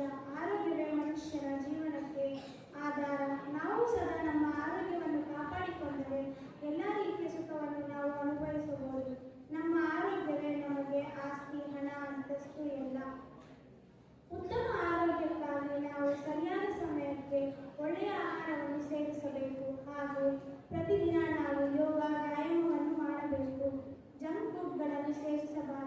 ಹಾಗೂ ಮದ್ಯವ್ಯಸನಗಳನ್ನು ಮಾಡಬಾರದು. ಇಲ್ಲಿ ನಾನು ನಿಮಗೆ 2 ಪ್ರಶ್ನೆಗಳನ್ನು ಕೇಳಲು ಇಷ್ಟಪಡುತ್ತೇನೆ. ಜ್ಞಾಪಕ ಶಕ್ತಿ ಹೆಚ್ಚಾಗಬೇಕಾದರೆ ಯಾವ ತರಕಾರಿಯನ್ನು ನಾವು ತಿನ್ನಬೇಕು? ಹೌದು, ಸರಿಯಾದ ಉತ್ತರ. 2ನೇ ಪ್ರಶ್ನೆ, ನಾವು ಆರೋಗ್ಯವಾಗಿರಬೇಕಾದರೆ ಪ್ರತಿದಿನ ಎಷ್ಟು ಲೀಟರಿನ ನೀರನ್ನು ನಾವು ಕುಡಿಯಬೇಕು? ಹೌದು, ಸರಿಯಾದ ಉತ್ತರ. ನಿಮ್ಮ ಆರೋಗ್ಯ ನಿಮ್ಮ ಕೈಯಲ್ಲಿದೆ. ಇಷ್ಟು ಮಾತನಾಡಲು ನನಗೆ ಅವಕಾಶ ಮಾಡಿಕೊಟ್ಟಂತ ನಮ್ಮ ಗುರುಗಳಿಗೆ ಹಾಗೂ ಅಭಿಮಾನದಿಂದ ನನ್ನ ಮಾತುಗಳನ್ನು ಕೇಳಿದ ನನ್ನ ಸ್ನೇಹಿತರಿಗೆ ಎಲ್ಲರಿಗೂ ಧನ್ಯವಾದಗಳು. ಜೈ ಹಿಂದ್, ಜೈ ಕರ್ನಾಟಕ. ಆರೋಗ್ಯವೇ ಮಹಾಭಾಗ್ಯದ ಬಗ್ಗೆ ಸುಂದರವಾಗಿ ಮಾತನಾಡಿದ ಶೈಲಜಾ ಅವರಿಗೆ ಧನ್ಯವಾದಗಳು. ಈಗ ಚೈತನ್ಯ ಕುಮಾರ್ 8ನೇ ತರಗತಿ ಸಿ ವಿಭಾಗ ಇವರು ನೀರಿನ ಉಪಯೋಗಗಳ ಬಗ್ಗೆ ಮಾತನಾಡಬೇಕೆಂದು ಕೋರುತ್ತೇನೆ.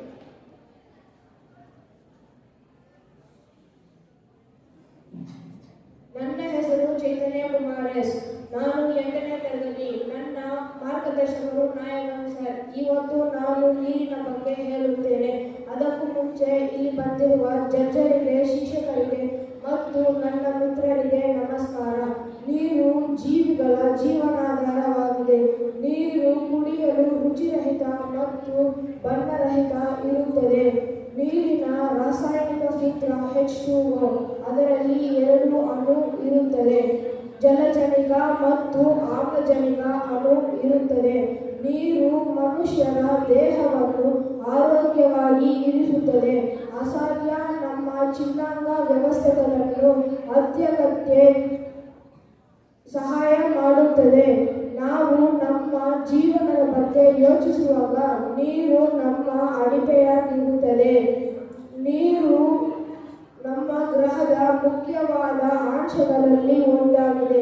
ಏಕೆಂದರೆ ನಾವು ಮನುಷ್ಯರು ಮತ್ತು ಇತರ ಜೀವಕೋಶಗಳಿಗೂ ನೀರು ಪ್ರಮುಖವಾದಂಥ ಪದಾರ್ಥ. ನೀರಿನ ಉಪಯೋಗಗಳು: ನೀರನ್ನು ನಾವು ಕುಡಿಯಲು, ಅಡುಗೆ ಮಾಡಲು, ಸ್ನಾನ ಮಾಡಲು ಮತ್ತು ವಿದ್ಯುತ್ ಉತ್ಪಾದನೆಗೆ ಉಪಯೋಗಿಸುತ್ತೇವೆ. ನೀರನ್ನು ನಾವು ಹೇಗೆ ಕಲುಷಿತ ಮಾಡುತ್ತೇವೆ ಎಂದರೆ, ಕಾರ್ಖಾನಾದಿಂದ ಬರುವ ರಾಸಾಯನ ನಮ್ಮ ಗಾಳಿಯಲ್ಲಿ ಕಲಸಿಕೊಂಡು ಕಲುಷಿತ ಆಗುತ್ತದೆ ಮತ್ತು ನಮ್ಮ ನದಿ ಮತ್ತು ಸಮುದ್ರಗಳಿಂದ ಬರುವ ಉಕ್ಕ ಆಗುವ ಸಮಯದಲ್ಲಿ ಇದು ಕಲಸಿಕೊಂಡು ಕಲುಷಿತ ಆಗುತ್ತದೆ. ಅದರಿಂದ ನಮಗೆ ಬೀಳುವ ಮಳೆ ಆಸಿಡ್ ಮಳೆ. ಅದರಿಂದ ನಮ್ಮ ರೈತರು ಬಳಸುವ ಗಿಡಗಳಿಗೆ ಮುಖ್ಯವಾದ ಮಣ್ಣನ್ನು ಅದು ಕಲುಷಿತ ಮಾಡುತ್ತದೆ. ಅಷ್ಟು ಹೇಳು ನನ್ನ ಮಾತುಗಳನ್ನು ನಾನು ಇಲ್ಲಿಗೆ ಮುಕ್ತಾಯಗೊಳಿಸುತ್ತೇನೆ. ಧನ್ಯವಾದಗಳು.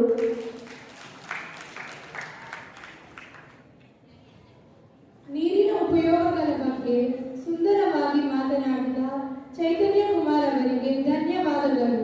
ಈಗ ಗುಣಶೇಖರ್ 9ನೇ ತರಗತಿ ಸಿ ವಿಭಾಗ ಇವರು ಸಂವಿಧಾನ ಮತ್ತು ಪ್ರಜಾಪ್ರಭುತ್ವದ ಬಗ್ಗೆ ಮಾತನಾಡಬೇಕೆಂದು ಕೋರುತ್ತೇನೆ. ಎಲ್ಲರಿಗೂ ನಮಸ್ಕಾರ. ವೇದಿಕೆ ಮೇಲೆ ಆಸೀನರಾಗಿರುವ ವ್ಯವಸ್ಥಾಪಕರಿಗೂ, ಮುಖ್ಯೋಪಾಧ್ಯಾಯರಿಗೂ, ತೀರ್ಪುಗಾರರಿಗೂ, ನನ್ನ ನೆಚ್ಚಿನ ಶಿಕ್ಷಕರಿಗೂ, ನನ್ನ ಸ್ನೇಹಿತರಿಗೂ ಎಲ್ಲರಿಗೂ ನಮಸ್ಕಾರಗಳು. ನನ್ನ ಹೆಸರು ಗುಣಶೇಖರ್. ನಾನು 9ನೇ ತರಗತಿ ಸಿ ವಿಭಾಗದಿಂದ ಬಂದಿದ್ದೇನೆ. ನನಗೆ ಮಾರ್ಗದರ್ಶನ ನೀಡಿದ ಶಿಕ್ಷಕರು ಲಿಯೋ ಸರ್. ನಾನು ತೆಗೆದುಕೊಂಡಿರುವ ವಿಷಯ ಪ್ರಜಾಪ್ರಭುತ್ವ ಮತ್ತು ಸಂವಿಧಾನದ ಅಂಗವಾಗಿರುವ ಶಿಕ್ಷಣ. ಶಿಕ್ಷಣ ಮಕ್ಕಳ ಮೂಲಭೂತ ಹಕ್ಕಾಗಿದೆ. ಪ್ರತಿ ಮಗುವಿಗೆ ತನ್ನದೇ ಆದ ವೈಶಿಷ್ಟ್ಯತೆ ಹಾಗೂ ಹಿನ್ನೆಲೆಯೊಂದಿಗೆ ಶಾಲೆಗೆ ಬರುತ್ತದೆ. ಮಗುವಿಗೆ ಆಸಕ್ತಿ ಹಾಗೂ ಸಾಮರ್ಥ್ಯಕ್ಕನುಗುಣವಾಗಿ ತನ್ನನ್ನು ಅಭಿವೃದ್ಧಿಪಡಿಸಿಕೊಳ್ಳಲು ನೀಡುವ ಶಿಕ್ಷಣ ದೇಶದ ಅಭ್ಯುದಯವನ್ನು ಹೆಚ್ಚಿಸುವ, ಸಾಧಿಸುವ ನಿಟ್ಟಿನಲ್ಲಿ ಗುರುತಾದ ಅಂಶ. ಸರ್ಕಾರ ಮಕ್ಕಳಿಗೆ ಶಿಕ್ಷಣ ಸಹಾಯಕ್ಕಾಗಿ ಹೆಚ್ಚು ಸೌಲಭ್ಯಗಳನ್ನು ನೀಡಿದೆ. ಬಿಸಿ ಊಟ, ಪುಸ್ತಕಗಳು, ಉಚಿತವಾದ ಶಿಕ್ಷಣ, ಬಟ್ಟೆ ಎಲ್ಲ ಸೌಕರ್ಯಗಳನ್ನು ಸರ್ಕಾರ ಉಚಿತವಾಗಿ ನೀಡಿದೆ. ಅದೇ ತರಹ ಹೆಣ್ಣು ಮಕ್ಕಳಿಗೆ ಸಹ ಸಾರಿಗೆ ವ್ಯವಸ್ಥೆ ಉಚಿತವಾಗಿ ನೀಡಿದೆ. ಸರ್ಕಾರ ನಮಗೆ ಎಲ್ಲ ಸೌಲಭ್ಯಗಳನ್ನು ಕೊಟ್ಟಿದೆ. ನಾವು ಶಿಕ್ಷಣವನ್ನು ನಾವು ಪಡೆಯಬೇಕು. ಸರ್ಕಾರ ಕಡ್ಡಾಯವಾಗಿ 14 ವರ್ಷದವರೆಗೆ ಶಿಕ್ಷಣವನ್ನು ಕಡ್ಡಾಯವಾಗಿ ಶಿಕ್ಷಣವನ್ನು ಪಡೆಯಲೇಬೇಕೆಂದು ಸರ್ಕಾರ ಆದೇಶ ಮಾಡಿದೆ. ಈಗ ಭಾರತ ಸೇನೆಯಲ್ಲೂ ಸಹ ಶಿಕ್ಷಣ ಪಡೆದು ಅವರು ಪರೀಕ್ಷೆಯನ್ನು ಬರೆದು ಭಾರತ ಸೇನೆಗೆ ಹೋಗುತ್ತಾರೆ. ಪೊಲೀಸ್ ಇಲಾಖೆಯಲ್ಲೂ ಸಹ ಅವರು ಶಿಕ್ಷಣ ಪಡೆದು ಪೊಲೀಸ್ ಇಲಾಖೆಗೆ ಹೋಗುತ್ತಾರೆ. ಇಂದು ತಂತ್ರಜ್ಞಾನ, ವಿಜ್ಞಾನ ಇವೆಲ್ಲ ಅಭಿವೃದ್ಧಿ ಆಗಿದೆ. ಇದಕ್ಕೆ ಕಾರಣ ಶಿಕ್ಷಣ. ನಮ್ಮ ಭಾರತ ತಂತ್ರಜ್ಞಾನದಲ್ಲಿ ಮೊದಲ ಸ್ಥಾನದಲ್ಲಿದೆ. ಅದಕ್ಕೆ ಕಾರಣ ಶಿಕ್ಷಣ. ನಮ್ಮ ತಂದೆ ತಾಯಿಯೂ ಸಹ ನಮ್ಮನ್ನು ಅವರು ಕಷ್ಟಪಟ್ಟು ಅವರು ನಮ್ಮನ್ನು ಶಾಲೆಗೆ ಸೇರಿಸುತ್ತಾರೆ. ನಾವು ಅವರ ಕಷ್ಟಕ್ಕೆ ಅವರು ನಿರಾಸೆಯನ್ನು ಮಾಡಬಾರದು. ಅವರು ಕಷ್ಟಪಡುವುದಕ್ಕೋಸ್ಕರ ನಮಗೋಸ್ಕರ, ನಾವು ಅವರಿಗೋಸ್ಕರವಾದರೂ ನಾವು ಶಿಕ್ಷಣವನ್ನು ಪಡೆದು ನಾವು ಅಭಿವೃದ್ಧಿ ಆಗಬೇಕು. ಶಿಕ್ಷಣ ನಮ್ಮನ್ನು ಒಳ್ಳೆಯ ಸ್ಥಾನಕ್ಕೆ ತೆಗೆದುಕೊಂಡು ಹೋಗಿ ಬಿಡುತ್ತದೆ. ಇಂದು ನಮ್ಮ ದೇಶದಲ್ಲಿ ಲಕ್ಷಾಂತರ ಶಾಲೆಗಳಿವೆ, 106 ಯೂನಿವರ್ಸಿಟಿಗಳಿವೆ. ಇವೆಲ್ಲ ಯಾವುದಕ್ಕೋಸ್ಕರ? ಶಿಕ್ಷಣಕ್ಕೋಸ್ಕರ. ಶಿಕ್ಷಣಕ್ಕೆ ಅಷ್ಟೊಂದು ಮಹತ್ವವಿದೆ, ಅಷ್ಟೊಂದು ಸ್ಥಾನವಿದೆ. ಇದೇ ಶಾಲೆಯಲ್ಲಿ ಓದಿರುವಂತಹ ವಿದ್ಯಾರ್ಥಿಗಳು ಲಾಯರ್, ಇಂಜಿನಿಯರ್, ಸೈಂಟಿಸ್ಟ್, ಪೊಲಿಟಿಷಿಯನ್ಸ್ ಇಷ್ಟು ಸ್ಥಾನಗಳಲ್ಲಿದ್ದಾರೆ. ನಾವು ಸಹ ಇದೇ ಶಾಲೆಯಲ್ಲಿ ಶಿಕ್ಷಣವನ್ನು ಪಡೆಯುತ್ತಿದ್ದೇವೆ. ನಾವು ಸಹ ಶಿಕ್ಷಣವನ್ನು ಪಡೆದು ನಾವು ಒಂದು ಸ್ಥಾನಕ್ಕೆ ಹೋಗಬೇಕು. ನಮ್ಮ ಮಿತ್ರರನ್ನು ನಾನು ಕೇಳುತ್ತೇನೆ, ನಾವು ಚೆನ್ನಾಗಿ ಓದಿ ನಾವು ಒಂದು ಸ್ಥಾನಕ್ಕೆ ಹೋಗಬೇಕು. ನಾವು ನಮ್ಮ ಸಮಾಜದಲ್ಲಿ ನಮಗೆ ಒಂದು ಸ್ಥಾನ ಸಿಗುತ್ತದೆ. ನಮ್ಮನ್ನು ಸಮಾಜದಲ್ಲಿ ಒಂದು ಸ್ಥಾನ ಸಿಗುತ್ತದೆ. ಅದೇ ತರಹ ಒಂದು ಗೌರವ ಸಿಗುತ್ತದೆ. ನಮ್ಮ ಸಮಾಜದಲ್ಲಿ ನಾವು ಸಹ ಸಹಾಯ ಮಾಡಬಹುದು. ಅದೇ ತರಹ ಮೊನ್ನೆ ಬೆಂಗಳೂರಿನಲ್ಲಿ BTS ಎಂಬ ಕಾರ್ಯಕ್ರಮದಲ್ಲಿ ಮೆಡಿಕಲ್, ಸೈಂಟಿಸ್ಟ್, ಟೆಕ್ನಾಲಜಿ ಇವೆಲ್ಲ ಕಾರ್ಯಕ್ರಮದಲ್ಲಿ ಇದು ಪ್ರದರ್ಶನ ಮಾಡಿದರು. ಇದಕ್ಕೆಲ್ಲ ಕಾರಣ ಶಿಕ್ಷಣ. ಶಿಕ್ಷಣಕ್ಕೆ ಅಷ್ಟೊಂದು ಮಹತ್ವವಿದೆ, ಅಷ್ಟೊಂದು ಸ್ಥಾನವಿದೆ. ಶಿಕ್ಷಣ ನಮ್ಮ ಮಹತ್ವ ಮತ್ತು ನಮ್ಮ ಸ್ಥಾನವನ್ನು ಹೆಚ್ಚಿಸುತ್ತದೆ. ಶಿಕ್ಷಣಕ್ಕೆ ಇಷ್ಟೊಂದು ಎಲ್ಲ ಬೆಂಬಲಗಳಿವೆ. ಶಿಕ್ಷಣ ಈಗ ವ್ಯವಸಾಯಕ್ಕೂ ಶಿಕ್ಷಣ ಬೇಕು, ಎಲ್ಲ ಕೆಲಸಕ್ಕೂ ಶಿಕ್ಷಣ ಬೇಕು. ಇಷ್ಟೊಂದು ಎಲ್ಲ ಶಿಕ್ಷಣಕ್ಕೆ ಇಷ್ಟೊಂದು ಅಭಿವೃದ್ಧಿ ಎಲ್ಲ ಶಿಕ್ಷಣದಿಂದ ಆಗಿದೆ. ನಾವು ಸಹ ಶಿಕ್ಷಣವನ್ನು ಪಡೆದು ನಾವು ನಮ್ಮ ಅಭಿವೃದ್ಧಿ, ನಮ್ಮ ರಾಜ್ಯ, ನಮ್ಮ ಶಾಲೆ, ನಮ್ಮ ಜಿಲ್ಲೆಯನ್ನು ನಾವು ಅಭಿವೃದ್ಧಿ ಮಾಡೋಣ ಎಂದು ಹೇಳಿ ನನ್ನ ಮಾತನ್ನು ಮುಗಿಸುತ್ತೇನೆ. ಎಲ್ಲರಿಗೂ ಧನ್ಯವಾದಗಳು. ಸಂವಿಧಾನ ಮತ್ತು ಪ್ರಜಾಪ್ರಭುತ್ವದ ಬಗ್ಗೆ ಸೊಗಸಾಗಿ ಮಾತನಾಡಿದ ಗುಣಶೇಖರ್ ಅವರಿಗೆ ಧನ್ಯವಾದಗಳು. ಈಗ ಟೈಟಸ್ ಪಾಲ್ 10ನೇ ತರಗತಿ B ವಿಭಾಗ ಇವರು ಮತದಾನದ ಹಕ್ಕುಗಳ ಬಗ್ಗೆ ಮಾತನಾಡಬೇಕೆಂದು ಕೋರುತ್ತೇನೆ.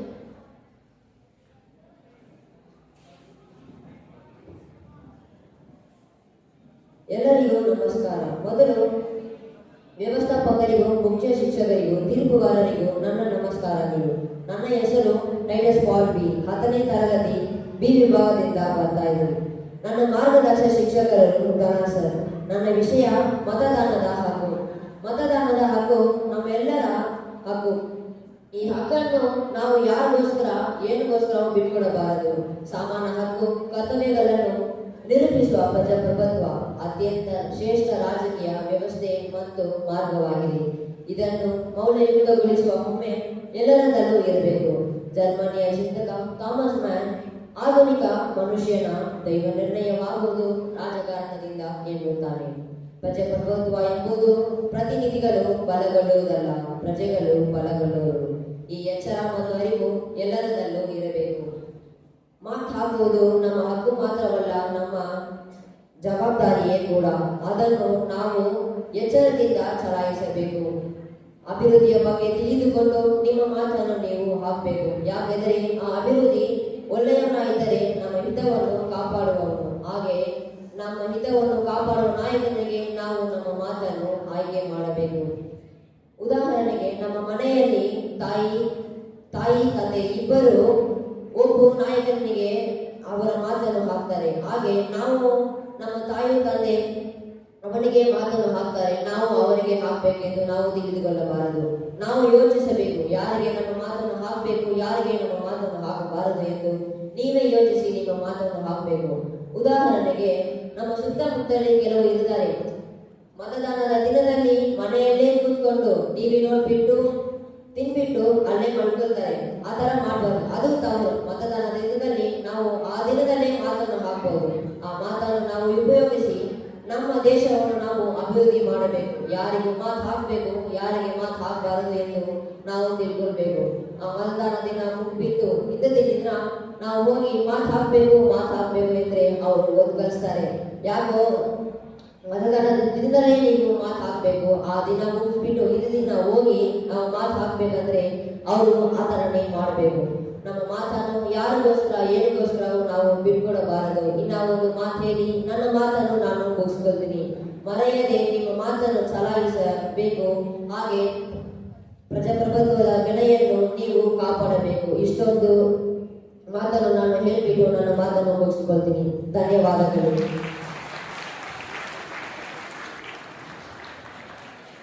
ಮತದಾನದ ಹಕ್ಕುಗಳ ಬಗ್ಗೆ ಬಹಳ ಸುಂದರವಾಗಿ ಹೇಳಿದ ಟೈಟಸ್ ಪಾಲ್ ಅವರಿಗೆ ಧನ್ಯವಾದಗಳು. ಈಗ ಪ್ರತಾಪ್ 10ನೇ ತರಗತಿ ಬಿ ವಿಭಾಗ ಇವರು ಪ್ರಜಾಪ್ರಭುತ್ವದ ಬಗ್ಗೆ ಮಾತನಾಡಬೇಕೆಂದು ಕೋರುತ್ತೇನೆ.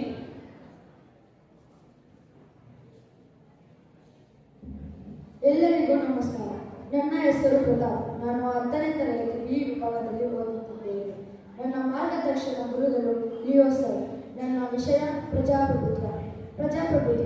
ಪ್ರಜಾಪ್ರಭುತ್ವ ಎಂದರೆ ಯಾವುದೇ ವರ್ಗ, ಗುಂಪು ಅಥವಾ ವ್ಯಕ್ತಿಯ ಆಧೀನದಲ್ಲಿಲ್ಲದೆ ಜನರ ಆಧೀನದಲ್ಲಿರುವ ಸರ್ಕಾರ. ಪ್ರಜಾಪ್ರಭುತ್ವದ ವಿಚಾರ ಇಂದು ನಿರ್ಣಯದಲ್ಲ. ಹಾಗೂ ಪ್ರಜಾಪ್ರಭುತ್ವದ ಬಗ್ಗೆ ಅಬ್ರಾಹಿಂ ಲಿಂಕನ್ ಅವರು ಹೇಳುವಂತೆ ಪ್ರಜೆಗಳಿಂದ, ಪ್ರಜೆಗಳಿಗಾಗಿ, ಪ್ರಜೆಗಳಿಗೋಸ್ಕರ ರಚಿತವಾಗಿರುವ ಸರ್ಕಾರವೇ ಪ್ರಜಾಪ್ರಭುತ್ವ.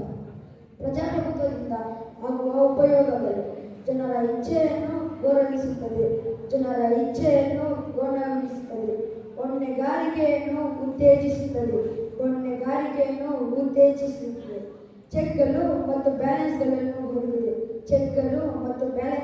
ಹೊಂದಿದೆ, ಹೊಣೆಗಾರಿಕೆ ಉತ್ತೇಜಿಸುತ್ತದೆ, ನಾಗರಿಕರ ಭಾಗವಹಿಸುವಿಕೆಯನ್ನು ಉತ್ತೇಜಿಸುತ್ತದೆ, ಭಿನ್ನಾಭಿಪ್ರಾಯಕ್ಕೆ ಅವಕಾಶ ನೀಡುತ್ತದೆ. ಇದು ಪ್ರಜಾಪ್ರಭುತ್ವದಿಂದ ಆಗುವ ಉಪಯೋಗಗಳು. ಮತ್ತು ಕೆಲವು ಪ್ರಜಾಪ್ರಭುತ್ವ ಇರುವ ದೇಶಗಳು ಇವೆ, ಇಲ್ಲದಿರುವ ದೇಶಗಳು ಇವೆ. ಪ್ರಜಾಪ್ರಭುತ್ವ ಇಲ್ಲದಿರುವ ದೇಶಗಳನ್ನು ನೋಡೋಣ. ಪ್ರಜಾಪ್ರಭುತ್ವ ಇಲ್ಲದಿರುವ ದೇಶಗಳು 12 ಇವೆ. ಅವು ಯಾವುವೆಂದರೆ Myanmar, Saudi Arabia, Kuwait, Jordan, Morocco, United Arab Emirates, Oman, Cuba, Turkmenistan, Venezuela, Qatar, Brunei. ಇವು ಪ್ರಜಾಪ್ರಭುತ್ವ ಇಲ್ಲದಿರುವ ದೇಶಗಳು. ಇದನ್ನು ಬಿಟ್ಟು ಬೇರೆ ಎಲ್ಲವೂ ಪ್ರಜಾಪ್ರಭುತ್ವ ಇರುವ ದೇಶಗಳು ಎಂದು ಇರುತ್ತದೆ. ಮತ್ತು ಪ್ರಜಾಪ್ರಭುತ್ವದಲ್ಲಿ 2 ವಿಧಗಳಿವೆ: ರಾಜ್ಯಸಭಾ ಮತ್ತು ಲೋಕಸಭಾ. ಮೊದಲು ನಾವು ರಾಜ್ಯಸಭೆಯ ಬಗ್ಗೆ ತಿಳಿಯೋಣ. ಡಾಕ್ಟರ್ BR ಅಂಬೇಡ್ಕರ್ ಅವರು ಹೇಳಿದಂತೆ ರಾಜ್ಯಸಭೆಯು ಭಾರತೀಯ ಸಂಸತ್ತಿನ ಮೇಲ್ಮನೆಯಾಗಿದೆ. ರಾಜ್ಯಸಭೆಯಲ್ಲಿ 250 ಸದಸ್ಯರು ಇರಬಹುದು. ರಾಜ್ಯ ಮತ್ತು ಕೇಂದ್ರಾಡಳಿತ ಪ್ರದೇಶಗಳಿಂದ 238 ಸದಸ್ಯರು ಹಾಗೂ ರಾಷ್ಟ್ರಪತಿಯಿಂದ ನಾಮನಿರ್ದೇಶನಗೊಂಡ 12 ಸದಸ್ಯರು ಇರಬಹುದು. ಇದು ರಾಜ್ಯಸಭೆಯ ವಿವರಣೆ. ಮತ್ತು ಲೋಕಸಭೆಯ ಪರಿಧಿಯೋಣ. ಲೋಕಸಭೆಯ ಸದಸ್ಯರು ನೇರವಾಗಿ ಜನರಿಂದ ಚುನಾಯಿತರಾದ ಸದಸ್ಯರು ಆಗಿರಬಹುದು. ಲೋಕಸಭೆಯಲ್ಲಿ 552 ಸದಸ್ಯರು ಹೊಂದಿರಬಹುದು. ವಿವಿಧ ರಾಜ್ಯಗಳಿಂದ ಗರಿಷ್ಠ 530 ಸದಸ್ಯರು ಹೊಂದಿರಬಹುದು. ಇದು ಲೋಕಸಭೆಯ ವಿವರಣೆ. ಕೊನೆಯದಾಗಿ ನಾವು ರಾಜ್ಯಸಭೆಯ ಮತ್ತು ಲೋಕಸಭೆಯ ವ್ಯತ್ಯಾಸಗಳನ್ನು ತಿಳಿಯೋಣ. ರಾಜ್ಯಸಭೆಯು 250ಕ್ಕಿಂತ ಹೆಚ್ಚು ಮೆಂಬರ್ಗಳನ್ನು ಹೊಂದಿಲ್ಲ. ಲೋಕಸಭೆಯು 552 ಮೆಂಬರ್ಗಳನ್ನು ಹೊಂದಿದೆ. ರಾಜ್ಯಸಭೆಯು ಲೋಕಸಭೆಗಿಂತ ಕಡಿಮೆ ಶಕ್ತಿ, ಲೋಕಸಭೆಯು ರಾಜ್ಯಸಭೆಗಿಂತ ಹೆಚ್ಚು ಶಕ್ತಿ. ಲೋಕಸಭೆಯ ಅವಧಿ 5 ವರ್ಷಗಳು ಮಾತ್ರ. ರಾಜ್ಯಸಭೆಯ ಅವಧಿ ಶಾಶ್ವತ ಸಂಸ್ಥೆಯಾಗಿದೆ. ಲೋಕಸಭೆಯ ಸದಸ್ಯರು ನೇರವಾಗಿ ಜನರಿಂದಲೇ ಚುನಾಯಿತರಾದ ಸದಸ್ಯರು ಆಗಿರುತ್ತಾರೆ. ರಾಜ್ಯಸಭೆಯ ಸದಸ್ಯರು ಪರೋಕ್ಷವಾಗಿ ವಿಧಾನಸಭೆಯ ಸದಸ್ಯರಿಂದ ಚುನಾಯಿತರಾಗಿರುತ್ತಾರೆ. ಇದರಿಂದ ನನ್ನ ಮಾತುಗಳನ್ನು ಮುಗಿಸುತ್ತೇನೆ. ಧನ್ಯವಾದಗಳು.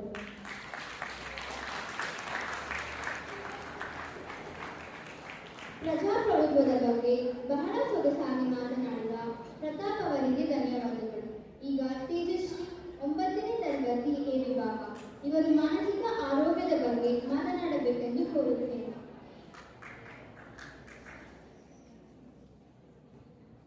ಎಲ್ಲರಿಗೂ ನಮಸ್ಕಾರ. ನನ್ನ ಹೆಸರು ತೇಜಸ್ವಿ. ನಾನು 9ನೇ ತರಗತಿ ಎ ವಿಭಾಗದಲ್ಲಿ ಓದುತ್ತಿದ್ದೇನೆ. ನನ್ನ ಮಾರ್ಗ ಶಿಕ್ಷಕರು ಮಿಸ್ ಭುವನ. ನನ್ನ ವಿಷಯ ಮಾನಸಿಕ ಆರೋಗ್ಯ. ಜೀವನ ಎನ್ನುವುದು ಒಂದು ಸುಂದರವಾದ ಹೂವನ. ಈ ಹೂವನದಲ್ಲಿ ಸದಾ ಸುಂದರವಾದ ಹೂಗಳು ಅರಳಿ ನಗುತ್ತಿರಬೇಕೆಂದರೆ ದೈಹಿಕ ಆರೋಗ್ಯ ಜೊತೆಗೆ ಮಾನಸಿಕ ಆರೋಗ್ಯ ಮುಖ್ಯವಾಗಿರುತ್ತದೆ. ದೇಹ ಮತ್ತು ಮನಸ್ಸು ಒಂದೇ ನಾಣ್ಯದ ಎರಡು ಮುಖಗಳಿದ್ದಂತೆ. ದೈಹಿಕ ಕಾಯಿಲೆ ಮಾನಸಿಕ ನೆಮ್ಮದಿಯನ್ನು ಕೆಡಿಸಿದರೆ ಮಾನಸಿಕ ಕಾಯಿಲೆ ದೈಹಿಕ ಆರೋಗ್ಯವನ್ನು ಕೆಡಿಸುತ್ತದೆ. ನಮ್ಮ ಭಾವನೆಗಳಿಗೆ ಮಾನಸಿಕ ಮತ್ತು ದೈಹಿಕ ಆರೋಗ್ಯವನ್ನು ಕೆಡಿಸುತ್ತದೆ. ಮಾನಸಿಕ ಆರೋಗ್ಯವು ನಮ್ಮ ದೈನಂದಿನ ಜೀವನದಲ್ಲಿ ಸಂಬಂಧಗಳಿಗೆ ಮತ್ತು ದೈಹಿಕ ಆರೋಗ್ಯದ ಮೇಲೆ ಪ್ರಭಾವ ಬೀರುತ್ತದೆ. ನಾವು ಹೇಗೆ ಆಲೋಚಿಸುತ್ತೇವೆ, ಅನುಭವಿಸುತ್ತೇವೆ ಮತ್ತು ಪ್ರತಿಕ್ರಿಯಿಸುತ್ತೇವೆ ಎಂಬುದರ ಮೇಲೆ ಇದು ಪರಿಣಾಮ ಬೀರುತ್ತದೆ. ನಮ್ಮ ಭಾವನೆಗಳು ಮತ್ತು ನಿರ್ಧರಿಸುವುದಕ್ಕೂ ಮಾನಸಿಕ ಆರೋಗ್ಯವು ಸಹಾಯ ಮಾಡುತ್ತದೆ. ಆಯ್ಕೆಗಳು ಹೇಗೆ ಮಾಡಿಕೊಳ್ಳುತ್ತೇವೆ ಎಂಬುದನ್ನು ನಿರ್ಧರಿಸುವುದಕ್ಕೂ ಮಾನಸಿಕ ಆರೋಗ್ಯವು ಸಹಾಯ ಬೀರುತ್ತದೆ. ಬದುಕಿನ ಎಲ್ಲ ಹಂತಗಳಲ್ಲಿಯೂ ಮಾನಸಿಕ ಆರೋಗ್ಯದಲ್ಲಿ ಸಹಾಯ ಮಾಡುತ್ತದೆ. ಜೀವನದಲ್ಲಿ ಸಮಸ್ಯೆಗಳು ಸಹಜ, ಆದರೆ ಆ ಸಮಸ್ಯೆಗಳು ಸವಾಲಿನಿಂದ ಧೈರ್ಯದಿಂದ ಎದುರಿಸಬೇಕು.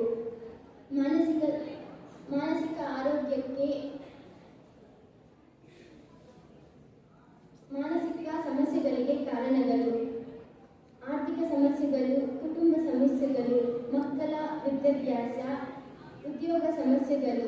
ಮಾನಸಿಕ ಆರೋಗ್ಯಕ್ಕೆ ಮಾರ್ಗಗಳು: ಹಿತಮಿತವಾಗಿ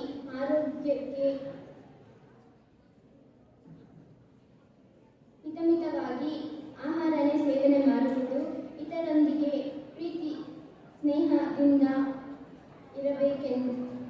ಇರಬೇಕು. ಮನಸ್ಸಿಗೆ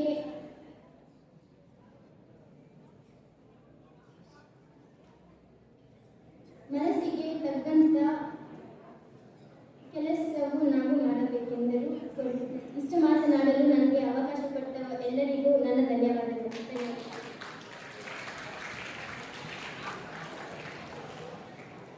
ಮಾನಸಿಕ ಆರೋಗ್ಯದ ಬಗ್ಗೆ ಮಾತನಾಡಿದ ತೇಜಸ್ವಿ ಅವರಿಗೆ ಧನ್ಯವಾದಗಳು. ಈಗ ಮೇಘನ 8ನೇ ತರಗತಿ ಬಿ ವಿಭಾಗ ಇವರು ವರದಕ್ಷಿಣೆಯ ಬಗ್ಗೆ ಮಾತನಾಡಬೇಕೆಂದು ಕೋರುತ್ತೇವೆ. ಎಲ್ಲರಿಗೂ ನಮಸ್ಕಾರ. ನನ್ನ ಹೆಸರು ಮೇಘನಾ. ನಾನು 8ನೇ ತರಗತಿ ಬಿ ವಿಭಾಗದಲ್ಲಿ ಓದುತ್ತಿದ್ದೇನೆ. ನನ್ನ ಮಾರ್ಗದರ್ಶಕರು ಭುವನ ಮೇಡಮ್. ನನ್ನ ವಿಷಯ ವರದಕ್ಷಿಣೆ. ವರದಕ್ಷಿಣೆ ಒಂದು ಸಾಮಾಜಿಕ ಪಿಡುಗಾಗಿದೆ. ವರದಕ್ಷಿಣೆ ಎಂಬುದು ಭಾರತೀಯ ವಿವಾಹ ಪದ್ಧತಿಯಲ್ಲಿ ಸ್ತ್ರೀಯರನ್ನು ಕಾಡುತ್ತಿರುವ ಒಂದು ಸಾಮಾಜಿಕ ಪಿಡುಗಾಗಿದೆ.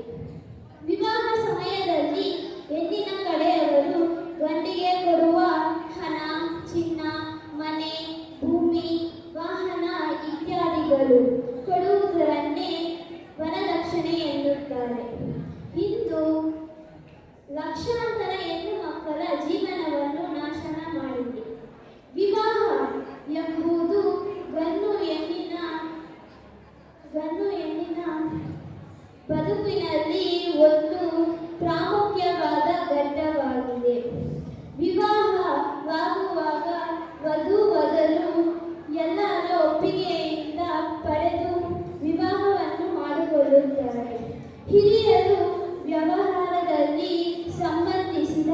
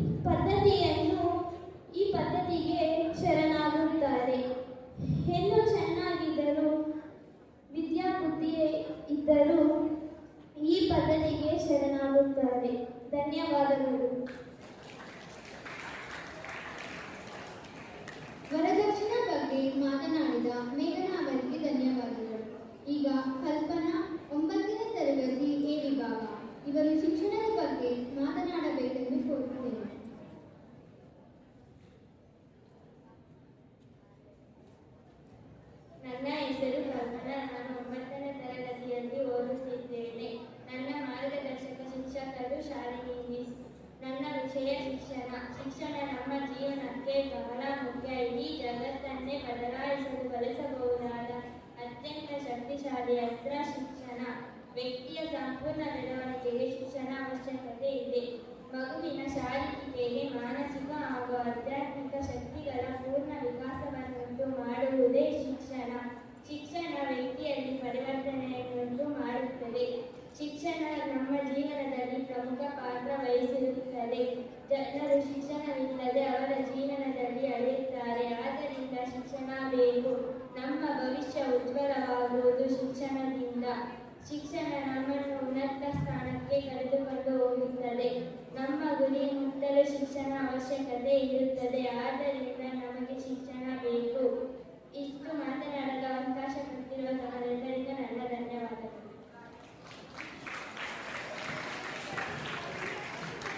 ಶಿಕ್ಷಣದ ಬಗ್ಗೆ ಸೊಗಸಾಗಿ ಮಾತನಾಡಿದ ಕಲ್ಪನಾ ಅವರಿಗೆ ಧನ್ಯವಾದಗಳು.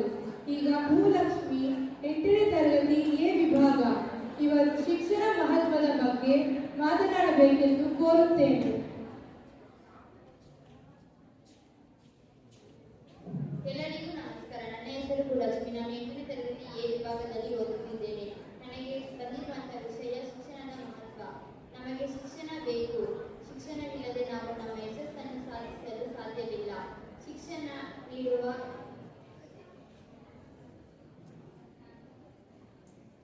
ಪಡೆಯಲು ಶಾಲೆ, ಕಾಲೇಜ್ ಮತ್ತು ಗುರುಕುಲ. ಶಿಕ್ಷಣ ನಮ್ಮೊಳಗಿನ ಆತ್ಮವಿಶ್ವಾಸವನ್ನು ಹೆಚ್ಚಿಸುತ್ತದೆ. ಆತ್ಮವಿಶ್ವಾಸದಿಂದ ನಾವು ನಮ್ಮ ವ್ಯಕ್ತಿತ್ವವನ್ನು ಉತ್ತಮ ಮಂಡಲದಲ್ಲಿಡುತ್ತೇವೆ. ಇಡೀ ಜಗತ್ತನ್ನೇ ಬದಲಾಯಿಸಲು ಬಳಸಬಹುದು ಅತ್ಯಂತ ಶಕ್ತಿಶಾಲಿ ಅಸ್ತ್ರ ಶಿಕ್ಷಣ. ನೆಲ್ಸನ್ ಮಂಡೇಲಾ ಅವರ ಪ್ರಕಾರ ಭಾರತದಲ್ಲಿ ಅಧಿಕಾರದಿಂದಲೂ ನಡೆದುಕೊಂಡು ಒಂದು ಗುರುಕುಲ ಶಿಕ್ಷಣ ವ್ಯವಸ್ಥೆಯು ಜಗತ್ತಿನ ಅತ್ಯಂತ ಪ್ರಾಣಾಂತಕ ಶಿಕ್ಷಣ ವ್ಯವಸ್ಥೆ ಆಗಿದೆ. ಶಿಕ್ಷಣ ನಮಗೆ ಬೇಕು, ಏಕೆಂದರೆ ಶಿಕ್ಷಣವಿಲ್ಲದೆ ನಾವು ನಮ್ಮ ಯಶಸ್ಸನ್ನು ಸಾಧಿಸಲು ಸಾಧ್ಯವಿಲ್ಲ.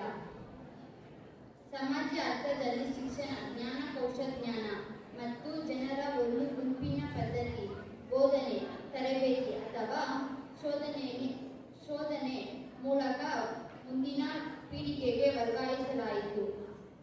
ಇದರಲ್ಲಿ ಕಲಿಕೆಯು ಒಂದು ರೂಪ. ಭಾರತದಲ್ಲಿ ಶಿಕ್ಷಣವು ಕೇಂದ್ರ ಸರ್ಕಾರ ಮತ್ತು ರಾಜ್ಯ ಸರ್ಕಾರ ಈ ಎರಡು ನಿಯಂತ್ರಣಕ್ಕೆ ಒಳಪಟ್ಟಿದ್ದಂತೆ ಶಿಕ್ಷಣಕ್ಕೆ ಸಂಬಂಧಿಸಿದಂತೆ ಕೆಲವೊಂದು ಜವಾಬ್ದಾರಿಗಳನ್ನು ಹೊಂದಿದೆ. ಶಿಕ್ಷಣ ಗುರುಕುಲ ಶಿಕ್ಷಣ ನೀಡುವ ಮಾಧ್ಯಮಗಳಾಗಿದೆ.